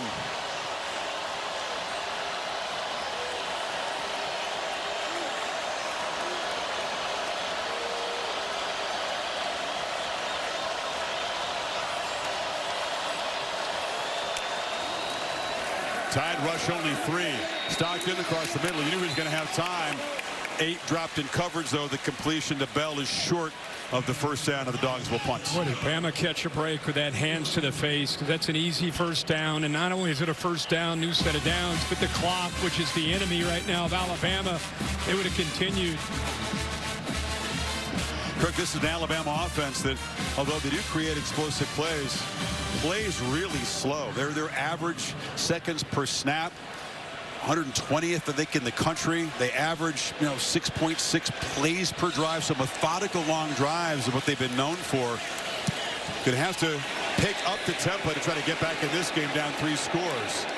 That punt will bounce into the end zone. 5:40 in the 3rd quarter. Georgia defense pitching a shutout in Atlanta so far.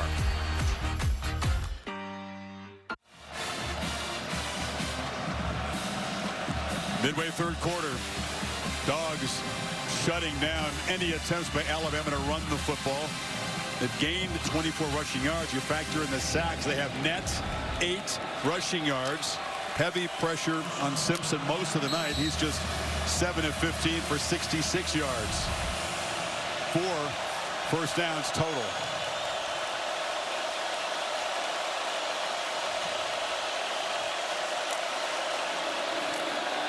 Play fake. Long throw. Again, it's low. This throw is perhaps affected by the pass rush from McLeod. Didn't quite get to Hill. He scooped it up for a short gain. There's Jam Miller, the Texan, who was the top running back. Injured his ankle early in the eventual game-winning drive against Auburn. I don't know if it made a huge difference tonight. That's not to me. Georgia's just been that good? Yeah, I think it's more about the line of scrimmage. Hill hammers straight ahead. Because of Georgia's, I said it's in the first quarter, when Georgia wins the line of scrimmage without having to commit safeties down, they're just going to sit back there and say, okay, until you make us pay for having 2 deep, Clint Schumann's just going to sit back. And until you run the football, he'll sit back. So it's hard to stretch. Everybody at home might be saying, why aren't they throwing downfield? What's hard with 2 safeties back there, most snaps. 3rd and 3. Dogs up showing pressure. Simpson just desperate to convert one of these. Hill bounces off a tackle. Where'd he go out of bounds? They're going to mark him short. He's short. Thomas having a heck of a game, playing through some pain. He's going to be short. Miller's a better receiver as a running back than Hill is, just more experience in that, so they're perhaps missing Jam in that area. 4th down again. I would love to keep track of how many yards Alabama has after a catch on the entire night, because it's not very many. When they make a completion, there is a Georgia defender right there, not just right there, but making tackles. Got 54 yards on the entire night, yards after the catch. 4 straight 3-and-outs at a time when they've needed points to cut into this lead. That punt, not particularly good. 37-yarder, bounces out of bounds.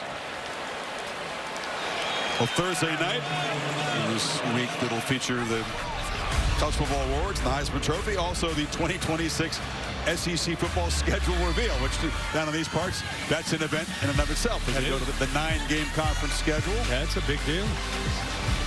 Out with 25, on to 26. Each team will have 3 sort of quote permanent opponents in the other 6 conference games on a rotational basis. These 2 will not, of course, meet regularly, as they haven't throughout most of their history. Frazier barrels forward, picks up about 9.5. Ray Hubbard got run over. This play kind of embodies this game. Line of scrimmage does their job. Watch Frazier. You get a block there by Lucky. Hubbard gets off of it. Bang! Takes that onto his back with good, tough running. Boy, Nate Frazier looks so good, becoming a workhorse in this offense.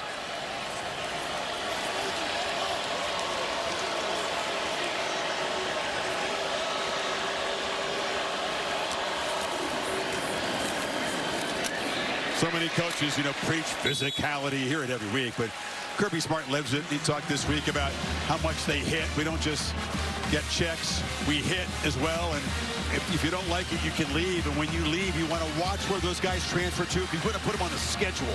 We like scheduling teams that aren't physical. Yeah, he made that abundantly clear. Frazier, after that last carry, Chris, he got the first down, but came up a little bit slow, and he went off the field. So Josh McCray now in the game. And a misfire. False start. Offense, number 7. 5-yard penalty, remains first down.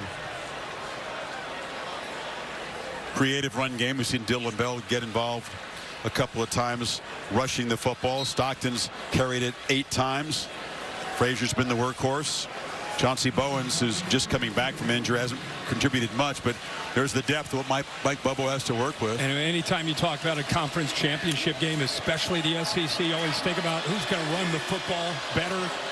It's been pretty one-sided. Bell, again, out of that H-back roll, picks up 5 more. You know how many snaps right now Alabama's offense has across midfield as we hit the 2-minute mark in the third quarter? 3. 3 snaps. Furthest they have gotten into Georgia territory is the 45. They only have 30 total plays. Remember, they ran 77 plays in the first meeting. They ran 24 more plays than the Dogs did and dominated time of possession. Georgia turning the tables on them here this afternoon. McCray hit in the backfield and wrestled down for a 3-yard loss by Justin Hill. And Justin Hill out of Cincinnati, went to Winton Woods High School, very good program, and he's playing early in his career. He's been forced into duty with Jefferson not quite healthy, but he's been playing more and more these last few games and holding his own. L.T. Overton's absence tonight, perhaps being felt by this Alabama front. He's a veteran, plays that bandit position. 3rd and 13. Jones checked down, has some space, but again, he's just not going to get that. They're playing off him. These 3rd and longs against these defenses just almost impossible.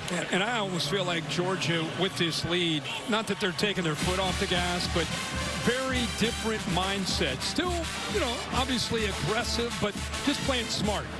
Working the clock. Had a few penalties there, but they're just trying to play smart, keep that clock moving. Don't want to turn the football over, give anything to Alabama too easy. The way their defense is playing, just keep Bama, make them have to go the long way.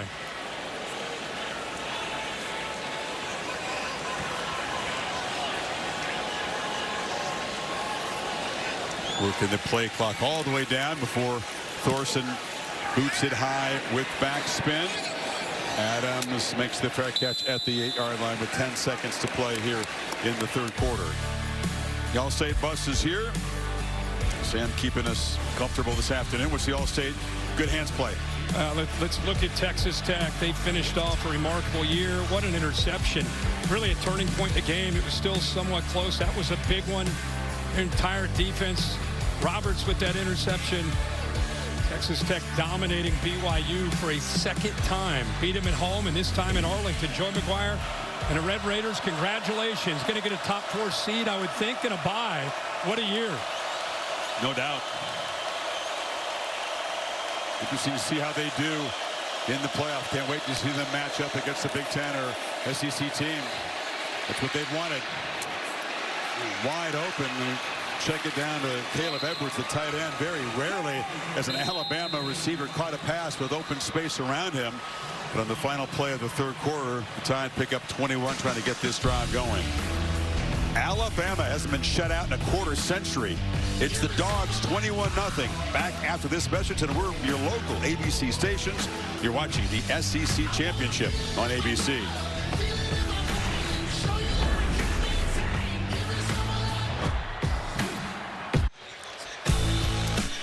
Set for the 4th quarter, the SEC Championship on ABC, presented by Dr. Pepper. It's really been Georgia almost from the start. And Alabama with 15 minutes to play to try to cut into a huge lead. Needing electric plays right now. Hill across the middle, another short throw. Makes a couple yards after the catch, picks up 9 before Cole got him down. Well, now you got to go fast. You got to really crank up this tempo. Not something they typically do, of course.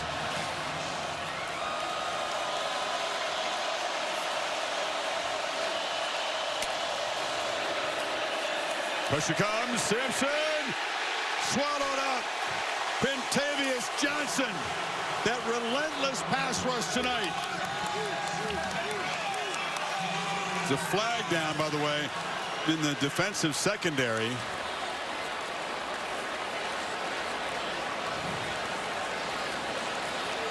He'll be smart way out on the field. I have the words with Danilo Jones, one of his corners. After the play, personal foul, unnecessary roughness, defense, number 15. 15-yard penalty will be added to the dead ball spot. First down, Alabama. Very costly. That's on Jones. Chris, I just want to show you the importance. You see it all the time. Quarterback's pointing out the mic and which way you turn the protection. The offensive line turns this way. And watch what happens with a blitz in the end. You got a 2-on-1 situation. Line turns one way, Back tries to come over and help. Doesn't really step up to help out on that blitz by Chris Cole, but he turned the offensive line the wrong way, and the pressure came the other side.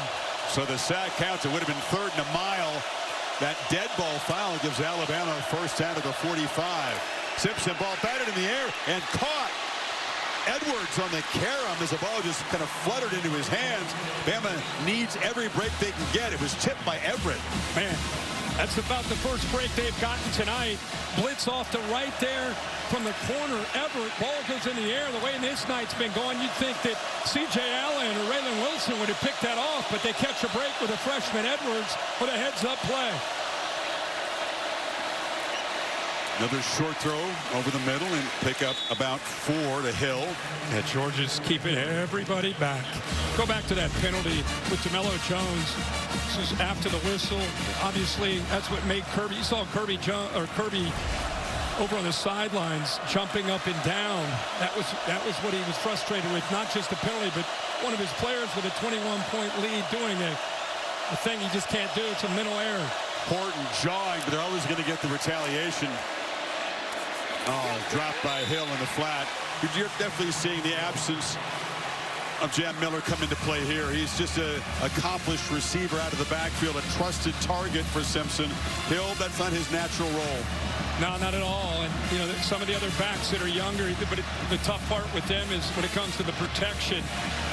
It's a classic case of Hill just hearing footsteps, looking upfield before he's able to catch it. It's 4-down territory for Alabama. Needs 6 on 3rd.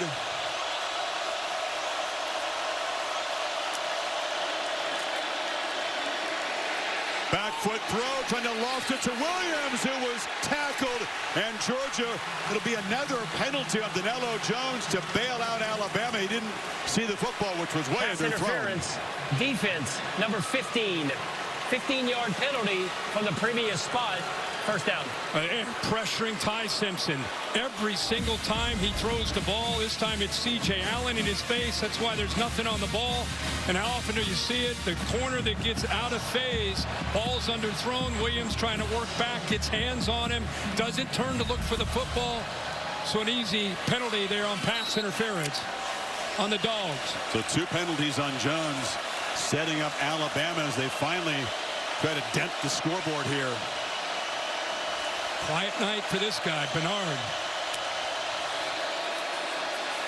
Simpson took a look that way, now launches down the middle end zone, incomplete for Brooks. Everett was coming across in coverage.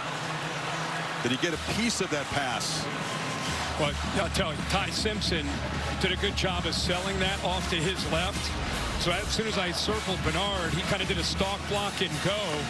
Simpson looked that way, but ends up going the other way, and just the right hand, not quite able to connect there with Brooks, who had just a step on Everett there. Could have been a touchdown. Brooks just 1 catch tonight for 1 yard. He's been a big part of the offense down the stretch for Alabama.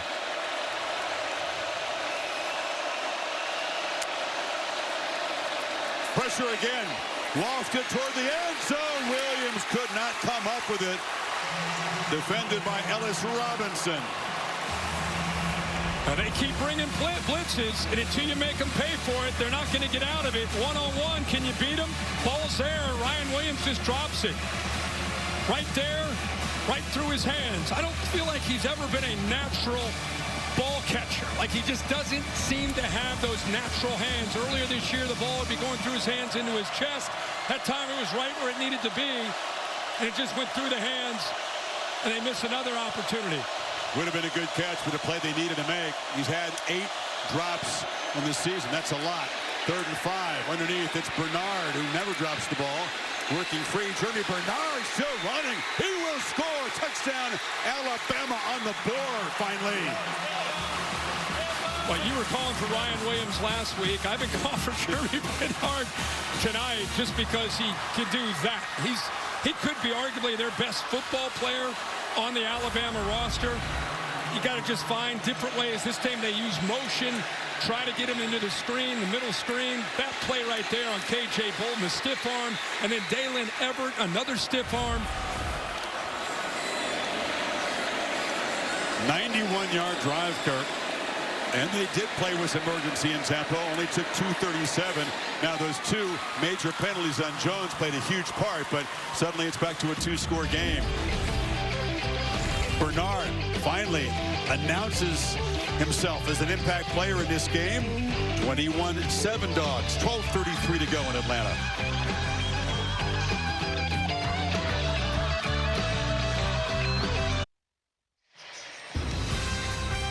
Alabama on the board after a 91-yard drive. Jeremy Bernard, a 23-yard reception from Simpson, turned a short pass into a big gain finally. They've rarely done that tonight. Bernard getting away from the Dogs defense. And this is certainly a little more interesting here.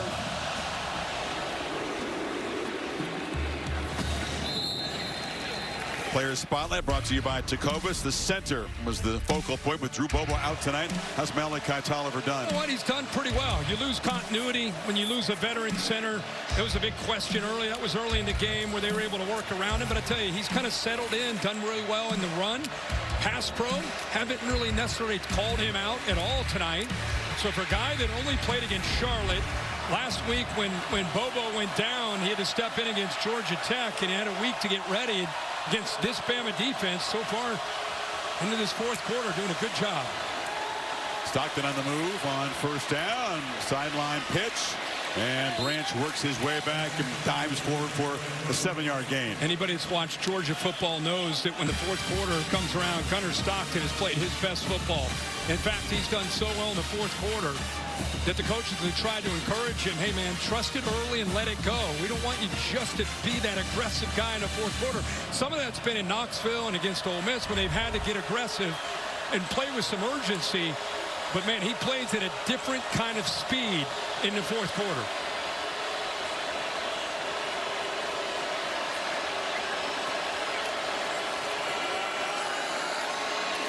Pump fake off the edge, and it's complete to Delp for a 1st down. So Bobo calling a couple passes. Yeah, important to answer for Georgia, just because in this dome right now, it's, you know, you can't tell with all the crimson and red, but it does feel like a 50-50 crowd. Alabama, for the first time after that touchdown, their crowd's starting to feel good. If they would have gone to 3 and out, boy, they give the ball back to Bama. That's a different story, but a couple throws, staying aggressive, trusting the quarterback. They get a 1st down here.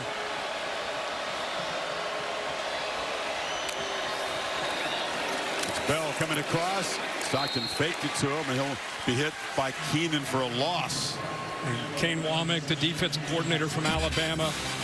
Anytime you see motion with Dylan Bell or Zachariah Branch, it's either going to be a jet sweep or it's going to be a quick throw. It's just an extension of their run game.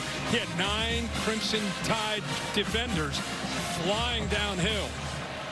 Nowhere to go that time for Bell. Keep in mind, Holly told you Xavier Brown is out of the game. Tamani Jackson opposite of the true freshman, Dejon Lee on the outside. Keeper, Stockton, lowers the shoulder and falls forward. Hill Green right there. You got to keep an eye on that. That was a tough hit right there. That's the risk you take with this +1. It's a tough thing for the defense to deal with because you got the running back leading the way, Nate Frazier, but that's the big hit there by 41, right on the head. Stockton was fired up. He was, I don't know, he was talking to one of his offensive linemen after that play. He's taken a few big hits here these last few plays. Need 4 on 3rd down. Keep the drive going. Trying to scramble for it. Not going to get there. He was closed down. Keenan made the tackle. Quay Russo got there and forced the issue. And the Tide do get that stop you're talking about. Boy, Chris, this is remarkable here on this 3rd down. And he's not necessarily known for his ability to rush the quarterback, but look where he's lined up on the right side. He comes all the way over. If he doesn't make that move that was designed for him to come around on that twist, but he keeps the edge of the defense against a very mobile quarterback. What a play. So Georgia got 1 1st down, used 3 minutes of clock, but will now give it back to Ty Simpson with 9:18 to play. Thorson is just an animal punting the ball. Deep boot, and it's muffed initially by Adams. A scrum for it. Did he retain possession? This could be disastrous for Bama, but number 7 runs out of there with the football, says, hey, no problem. It was adventurous, though, and the Tide will be backed up at their 5. Again, a long way to go, but within 14.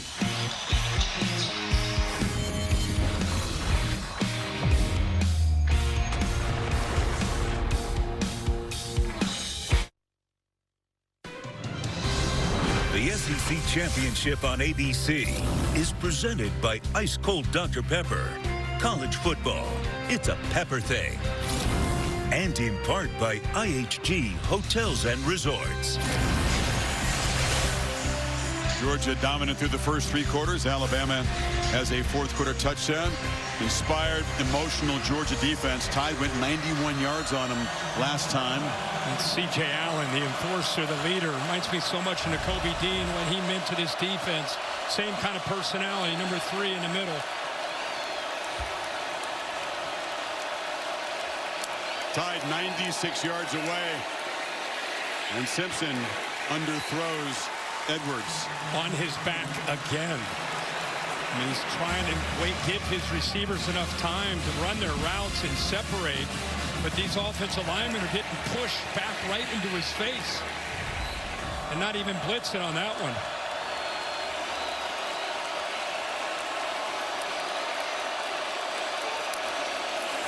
Pressure comes again. Ball out. Catch made. And it's Bernard. Tried to create some magic there after the catch. Knocked down a couple of yards short of the marker by K.J. Bolden. Third and short. Starting to find ways to get Bernard the football. Remember, he had that big touchdown. Had a couple broken tackles. Big 3rd down here for both teams.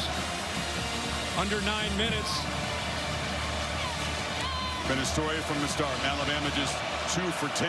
Most of them a lot longer than this 3rd and 2. See if they bring those backers. They've been very effective by bringing linebackers. Hill moves back in to perhaps block the blitz. Simpson flips it out, drops. Caleb Edwards, the tight end, big shoes to fill. Josh Cuevas just can't go, and he's an example of one of the young guys that has to step up and play a bigger role in the drop there on his 4th down. Offense on the field. Yeah, offense on the field. You need 2 scores. He's just kind of leaking there, but there's your guy, C.J. Allen, right at home. They didn't blitz him. Let him sit there and read the eyes of the quarterback. Maybe the ball game for Alabama. Keep hope alive. Got to have 2 here. Long throw, no chance. Bernard was intended receiver. Pressure came again, but that was way off target, and the Dogs will take over in the red zone. And a long, low percentage throw on 4th down and short. I mean, you're trying to get it to 5. He was stacked. But like I said, that is a tough throw to make to the wide side of the field against the best corner from Georgia. Don't know if that's where DeBoer wanted the football to go from that reaction. It's been a little fuzzy for Ty Simpson tonight. It was so clear, so efficient 10 weeks ago. It's been a massive struggle against this Georgia defense, and now the Dogs, they just hammer the nail in here. They go from the 12. Knockout punch opportunity. Their home crowd senses it, feels it. They want a quick touchdown. Or a slow touchdown. No, let's take a touchdown. That's a good point. Even better. Sudden change. It's Stockton who faked it to Frazier, then kept it for a couple. I think he kind of aborted that. Just came off it, just to be clear, with Alabama getting some penetration. James Smith got in there pretty quickly. Don't risk the exchange. Yeah. Just you end up, it's an either or on a zone read. Just to be safe, if he hands it in there and James Smith blows it up, that ball goes into the air. So smart decision to get out of there and just take as many yards you can get. Got stacked right at the line of scrimmage. You're right. The crowd does want a knockout touchdown, but even a field goal makes it a 3-score game, and Kirby well aware of that. Ooh, Frazier smacked hard and driven back by Deontay Lawson. Yeah, just want to say something about Deontay Lawson. Just a 5th-year senior out of Mobile. Went to Mobile Christian. We've been sitting down, you and I and our crew, for 5 years with him. One of the guys you pull for. He's been through some injuries, some adversity, and really the glue. As the Nick Saban era ended, And the new era began with Kalen DeBoer, having him in the middle as a leader that's kind of a quiet, humble guy. He became a more vocal leader. Great play there. Branch trying to find some space and scores!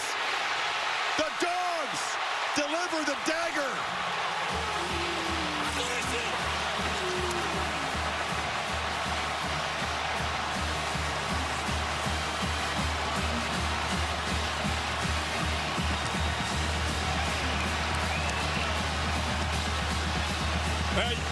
Kane Womack, first thing he said is we've got to leverage the football, especially when Zachariah Branch has it. We can't give him space. Pretty good effort here by the block by 7, Lucky, but watch his instincts right there. Foot in the ground, stop and start, and then the acceleration. As good as anybody, if not the best in the country, but just the natural instincts as a ball carrier after he makes the catch. So dangerous. Give the assist to Lucky with that block in front of him. The way that Branch has evolved, he was kind of a secondary weapon, kind of a jet sweep, bubble screen kind of guy. They really featured Colby Young early. He got hurt. Branch has stepped up tonight. Look at the acceleration. Dogs back up 3 scores, 6:51 away from an SEC championship.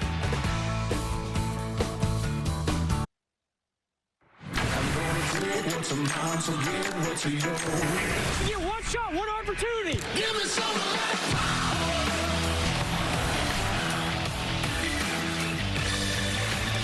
Bulldogs close to defending their SEC championship.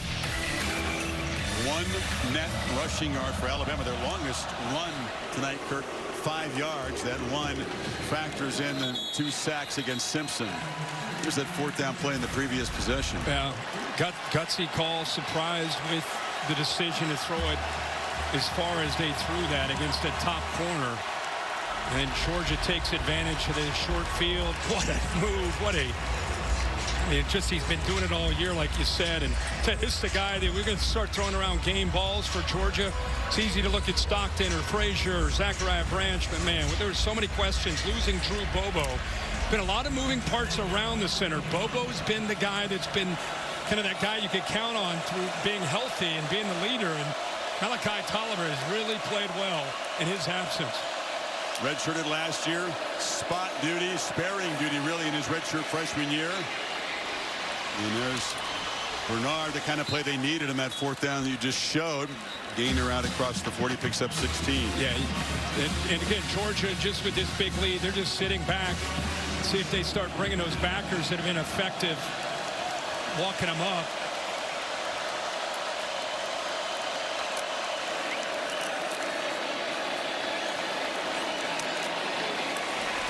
Catch made just short of the marker. And Jones drives Bernard back. They're just rushing forward, dropping 7 into coverage.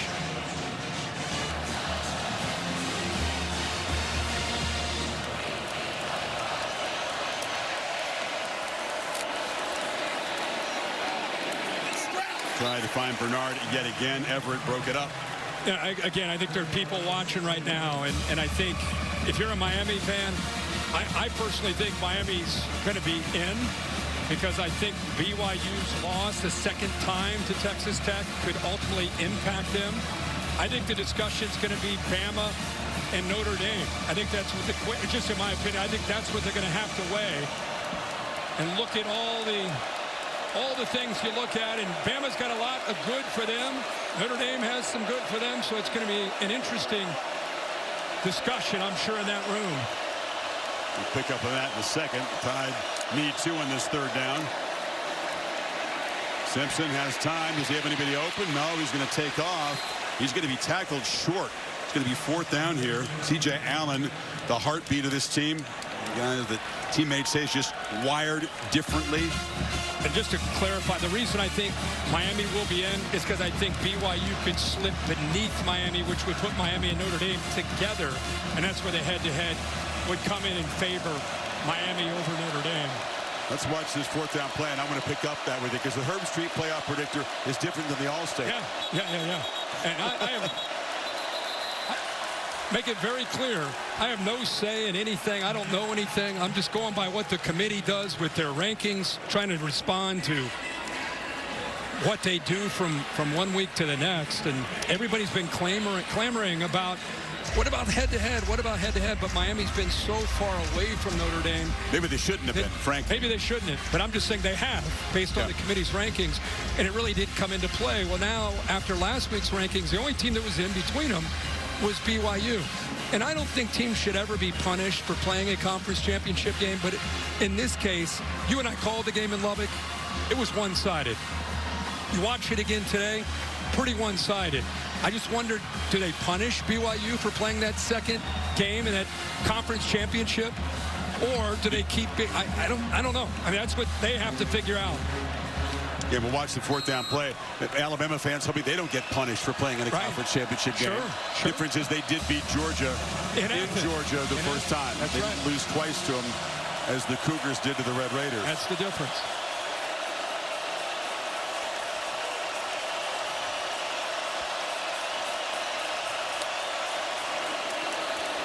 Simpson, and they work hard to find Edwards, who releases late and converts the first down to the 41.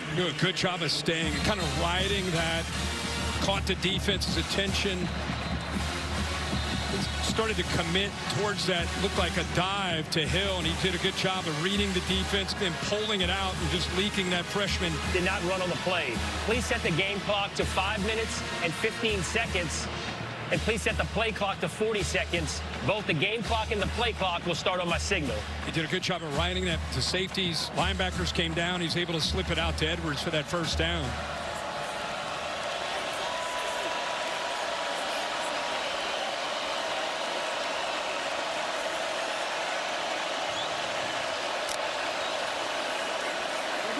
Pressure is picked up this time. Simpson, long throw into traffic.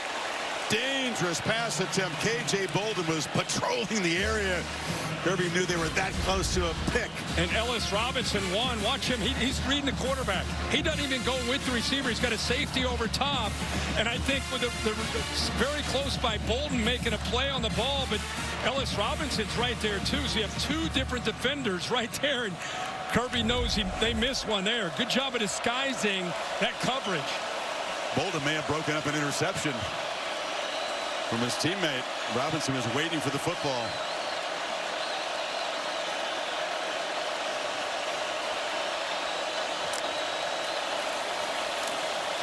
Simpson has some space. Can he get the edge? He could not escape Zayden Walker, the young edge rusher. He lose 5. He lined up over the center right here. And then he just watches him. He's just spying. I mean, I don't know what kind of... That's a linebacker, edge defender. It's got to be a 4-5, right? I mean, that is speed. Chasing down Ty Simpson. We saw Ty Simpson last week show some wheels. It looked like he was running with ankle weights on there with Zayden Walker chasing him down. He's very proud of his scrambling ability. He says he's a very good athlete, but taking some punishment today, not able to escape that time. So 3rd and 15.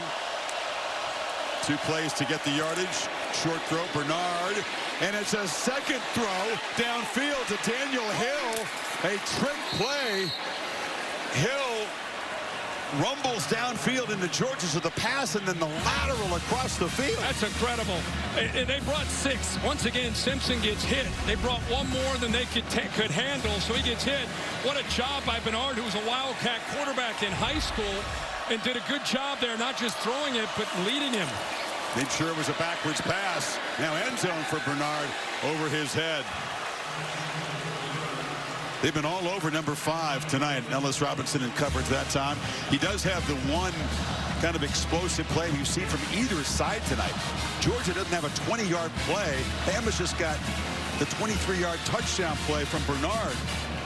Longer than 21 yards. Yeah. That kind of grinding game. Well, both sides, but especially for Alabama, yards have been very, very tough, and they tried to run the ball, but just have not. They've been running uphill against his front from Georgia.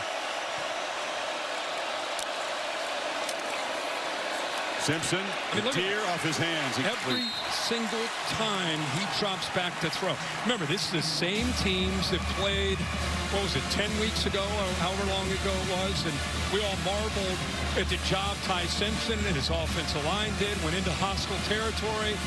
They converted on third downs, especially early in the game, the first 8, but he had time. He had a clean pocket.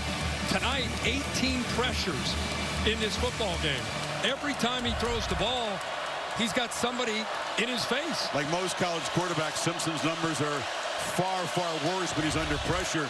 He's just so efficient with a clean pocket. It's actually a pretty startling difference, and tonight it's been a big, big factor. Just has not been able to make quick decisions and clean throws when he's been harassed. That's one for Williams was way short.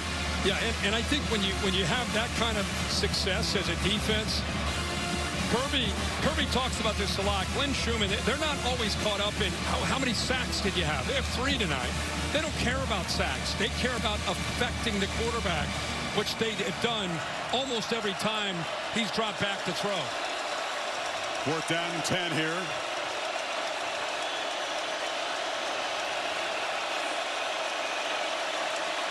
Dogs looking for one more big defensive play to punctuate this performance. Pressure comes. Simpson stays alive, has to make something happen on 4th down. Spins away, heaves to the end zone. Oh, bounced right off the chest of Bernard. Somehow that ball found its way to number 5, but he couldn't come up with it. Yeah, that ball, it was just a desperation throw. And somehow K.J. Bolden, it went up and over him. Dalen Everett had his back turned to the quarterback, so the ball he tipped it just his second time. He's just got a fingertip on the ball. What a view right there. Otherwise, that's a touchdown. Just by getting that fingertip on the ball, change the trajectory in a millisecond. And their best receiver, Bernard, unable to hold on. And the Dogs 3-20 and counting away from another SEC championship, securing top 4 seed in the 12-team bracket, earning that first-round bye, which means we would not see the Dogs again until around New Year's Day when the quarterfinals would unfold. They'll need every day of rest. And Alabama, which was told by the computers and most of the pundits that they were a virtual lot no matter what happened today, has not secured the automatic bid, and will have to put it in the hands of the committee and hope that this performance doesn't detract from what was a pretty exceptional regular season with plenty of wins over ranked teams. There remains some intrigue tomorrow for sure, though. Oh, yeah. Stockton still has the ball and is weaving around and would just duck down and take a loss. Remember last year, all 4 teams that had to bye lost? Yep. 0 for 4. Also remember last year when Alabama took a kind of subpar Oklahoma team and lost on the road. That's eventually what kept them out of the playoff. They lost to a much, much better Oklahoma team again this year at home. And if Alabama does have trouble getting in the bracket and the committee goes elsewhere, it'll be the Sooners again that will have kept them out with that loss. That's true. What's the drama here, Chris? What do you think? Well, what happens 9 to BYU? through 12 is the drama. What happens to BYU after a second loss to Texas Tech? Are Miami and Notre Dame going to be side by side, which would favor Miami with head-to-head? And what are they going to do with Alabama? Is Alabama going to be okay? And if not, how far will they drop after have to play a bonus game against a team that they already beat in their building, in their stadium? Well, historically, every time a team has lost a championship game, they do drop. Sometimes just one, sometimes more. So you can expect some kind of a drop. Certainly talked about BYU. That was a different circumstance than this game. But you could expect Alabama to drop and get a little tenuous. Yeah. Noon Eastern time tomorrow on ESPN is that reveal. There's Bowens. Chauncey Bowens spins out across the 30. And it feels like the top 4 seeds will be Texas Tech and Georgia, and if Ohio State, Indiana, depending on how that game goes, whoever wins will be the 1 seed. Whoever loses, if it's a competitive game, will probably be still up in the top 4, I would think. Look, we do make our living week to week in the SEC, but there's things to talk about when this conference, they attend to Bowen. Look, I mean, there's great teams in the Big Ten. The two best teams, 1 versus 2, and I can't wait to watch it. Texas Tech's a deserving top 4 team, but the depth of this league, the punishment that you have to absorb week in, week out, it's been talked about for a long time, but it is really a real factor when you look at teams trying to get to this part of the season and make a playoff case. You got teams like Texas, which lost to Ohio State early, took a non-conference game in a tough game. 14-7. Won the stat battle, lost on the scoreboard, and they're going to be penalized for taking that game because they're probably not going to make the field. Vanderbilt, great season. They're probably not going to get in. That's how deep this league is. So that's not hype, and that's not bias. That's just the reality. It's just watching the games. It's just truth. Big Ten has 3 really exceptional teams at the top. It's a very top-heavy league. The SEC, for a while, was considered very top-heavy when it was Bama and Georgia or everybody else. But now the depth is so significant that there are no easy passes in this league, period. Doesn't matter what the one-loss record is of the opponent. Be prepared to battle.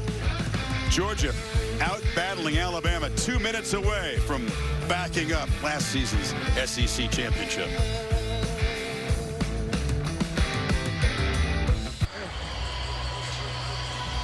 Two minutes from trophy time here. I'll have that for you after the game, the SEC championship game trophy. I'll have that for you here on ABC. Tough one for Ty Simpson. His younger brother, by the way, Graham Simpson, won a 3A state championship at Tennessee, throwing for 566 yards and 7 touchdowns. Wow. Ty said, could you just save some of those yards and touchdowns for me?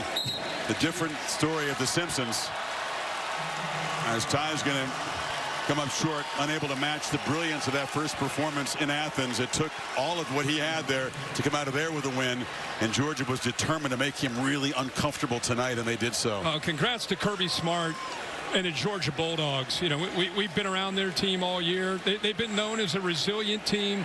You know, he talked about they've lost some great players over the years, probably more than anybody over the last 4 years to the NFL. This team had needed time to grow up, and they developed.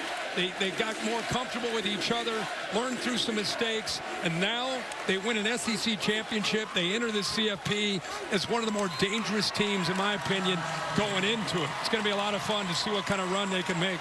Kirby, with those 2 national championships, said, I'm a guy that had more natties than SEC titles. These are hard to win, and now he's won them in back-to-back seasons and beaten Alabama in the championship game for the first time. Yeah, he and his staff, man, they so much to be proud of. Good to see him smile. I mean, these guys are under so much pressure. They just constantly pushing. They pride themselves on their physicality, and it sure paid off tonight. Gunnar Stockton, 20 for 26, 156 yards, a legend in the state of Georgia. Rabun County High School. He retired his jersey earlier this year, and now he's going to be an SEC champion quarterback for the Georgia Bulldogs. The Dogs move on to the playoff. Exclamation point to their SEC campaign.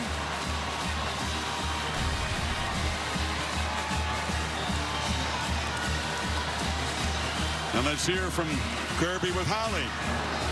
Well, Coach, how sweet is redemption when it comes with an SEC championship trophy? Well, it's not about redemption. They got a great program, great head coach. It's about our team tonight. These guys have been told and doubted, and since that last game, they can't beat this team. Our team was really physical tonight, played an excellent game, really proud of them, and proud for these Georgia fans, man. Your defense rose up and put on one of the best shows of their season. How did they do it? -3 yards rushing allowed. Trey Scott, Lynn Schumann, Thacker, T-Rob, Dante. That defensive staff's incredible. And that's Schumann and them's defense. That ain't my defense. That's Schumann and them's defense. Incredible job. Coach, you've said all season this is a team that cannot be killed. How does this give you some momentum moving into the playoff? Well, we got to keep getting better. We got a lot of young players that stepped up tonight. We had a lot of injuries. They had a lot of injuries. Proud as hell for this team. Thank you, Coach. Let's go to Laura with Gunnar Stockton. All right, thank you so much, Holly and Gunnar. This time last year, you're thrust into this game with no warning. Now you're able to win this game, and this is your team. What allowed for your success tonight? This is awesome. Just the journey this season has been so far. it's been awesome just being able to play with all the teammates. I love everybody, and it's been amazing. I'm glad we have another road ahead.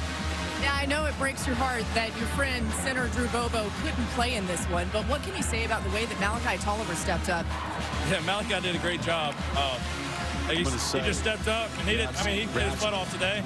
And I know this one hurts for Drew, just how much it means to him, but Malachi did a heck of a good job, and I was proud of him. You got a front row seat to seeing your defense absolutely hunt Ty Simpson. What did they show you tonight? Yeah, that's what I have to go against every day in practice. So I know what Ty feels like, but I thought the defense did a great job and held them to little points. I know you guys didn't want to make too much of this being a rematch, but you were able to get the better of this Alabama team after they did that to you at your place earlier this season. How would you describe just how well this Georgia team is playing right now when it matters most? Yeah, I think we're clicking right now at the right moment. And it's fun when it's like that, and everybody's having fun playing football and enjoying what they're doing. All right, congratulations. Thank you. Chris. A tremendous achievement, as we've said. MVP for going 20 of 26 with those 3 touchdown passes. Just in really complete command. The whole team was, and he's the beneficiary of a team that was incredibly well prepared. They won the line of scrimmage on both sides. And I think that really the block punt got him going, the interception by Everett. But this is a football team that came in and played really all 3 phases. They dominated this game. They deserve all the credit. You could hear Kirby Smart say, basically this team has a chip on their shoulder. They're tired of being doubted. They got to keep that energy after this championship, after this accomplishment. Don't lose that chip. Keep playing that way as they get ready for the next round. I love that they're doubted. 12-1. They were favorites tonight, by the way. But you know what? As magnificent as this achievement is, it will always be that way to win an SEC championship. The sport is now about the playoff, right? And Kirby said to me yesterday, hey, we did this last year. We won on this field last year. Beat Texas, hard-fought game, SEC champions.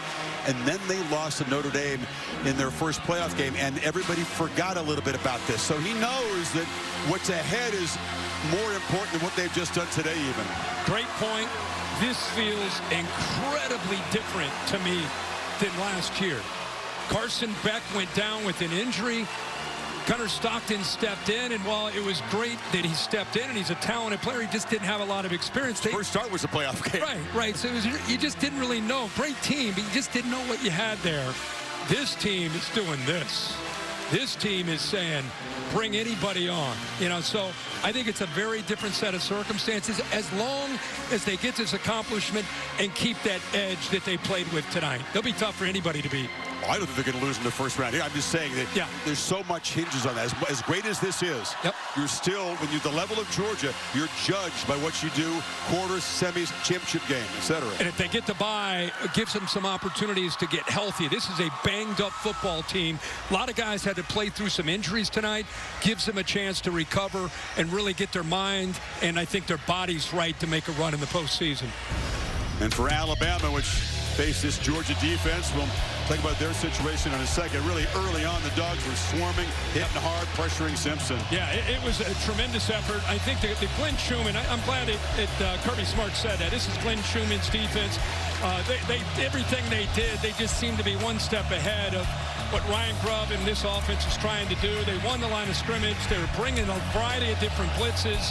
I mean, Ty Simpson, his head was on a swivel. This defense is led by C.J. Allen, number 3. And he made a lot of plays, but they were very, very well prepared, especially considering they lost to this same team. This time it would be a different story. There's Glenn Schumann right there with his kid. It looks like these blitzers are all over him like they were over Simpson. Exactly. I tell you, they will need that time off at 3 weeks, I guess, till they're back on the field. Even if you do get a first-round bye, you got a couple weeks before recovering. And that does get me to Alabama because that's also part of this equation. One of the 4-way ties for the regular season title in the SEC. But now they have to wonder in this new era if what the committee saw here gives them pause. Where do they drop? Are they really in that conversation? Is it really Alabama versus Notre Dame, Alabama versus Miami, etc.? I think there's going to have to be a discussion with what happened to BYU today.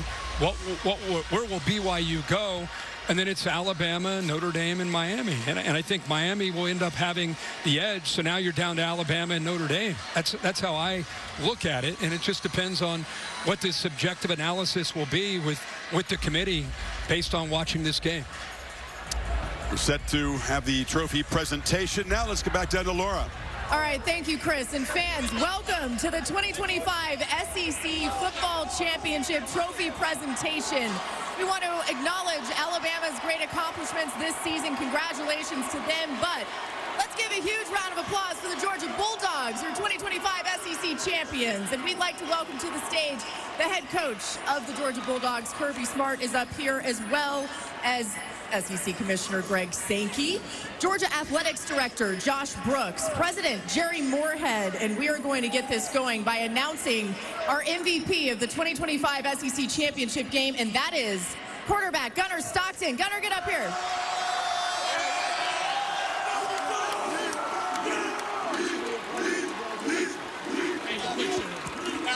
Now listen, Gunnar, I know you don't like to take a ton of credit, and you love to give the credit to your teammates, but when we were just about to do the interview down there, a couple of your teammates were coming by and they said, he's the one. What can you say about this group and the way they've supported you?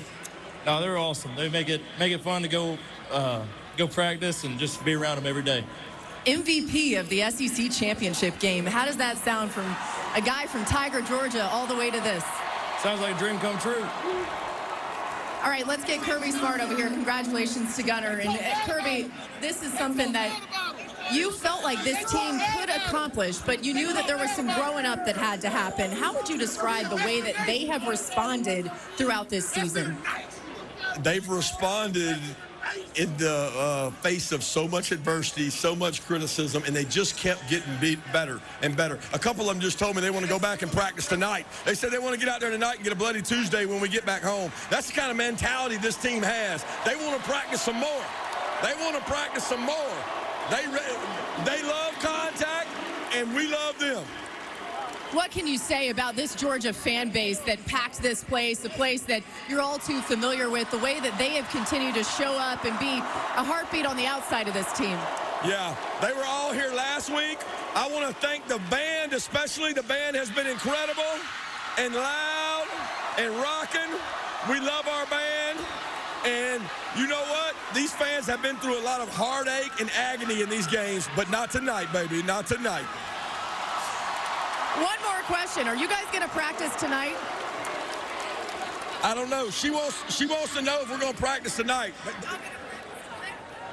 We got malpractice tonight. Okay, they said no. All right, congratulations to Kirby Smart, Gunnar Stockton, this Georgia Bulldogs team, and now it is time for SEC Commissioner Greg Sankey to present the 2025 SEC Championship Trophy.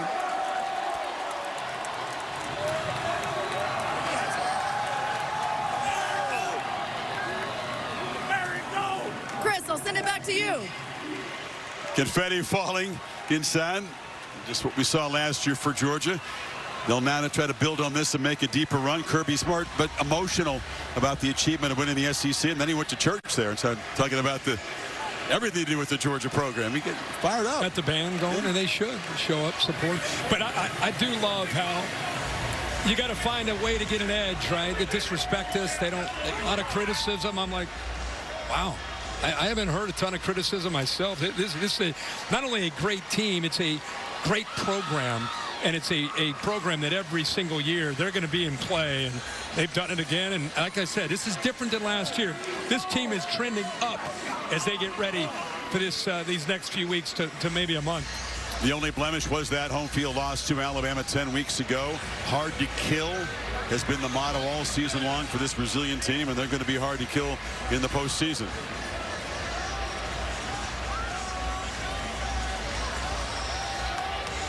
A block punt, an interception, set things up early. Gunnar Stockton on the offense, efficient. At defense, just smothering, suffocating. And the Dogs win it 28-7 to take the SEC championship. Noon Eastern time tomorrow over on ESPN. That 12-team bracket revealed. We know you're going to be there for that. Bill Bonnell produced the game. Jimmy Platt directed it. Thanks to our entire crew, from Mark Demento and Bill Black. Darren Brown up here. Allie Moss, our entire crew here in Atlanta. So long. For Kirk, Holly, Laura, Bill, Chris saying, we'll see you next time. Let's go to the studio. Dominating performance by Georgia Chris. Darian Mensah leading the ACC in passing yards and passing touchdowns. Duke with a chance to create some chaos. ACC championship game against Virginia, less than 40 minutes away. Prime time on ABC. We'll be right back after these messages. Thank you for watching this presentation of the Southeastern Conference on ABC.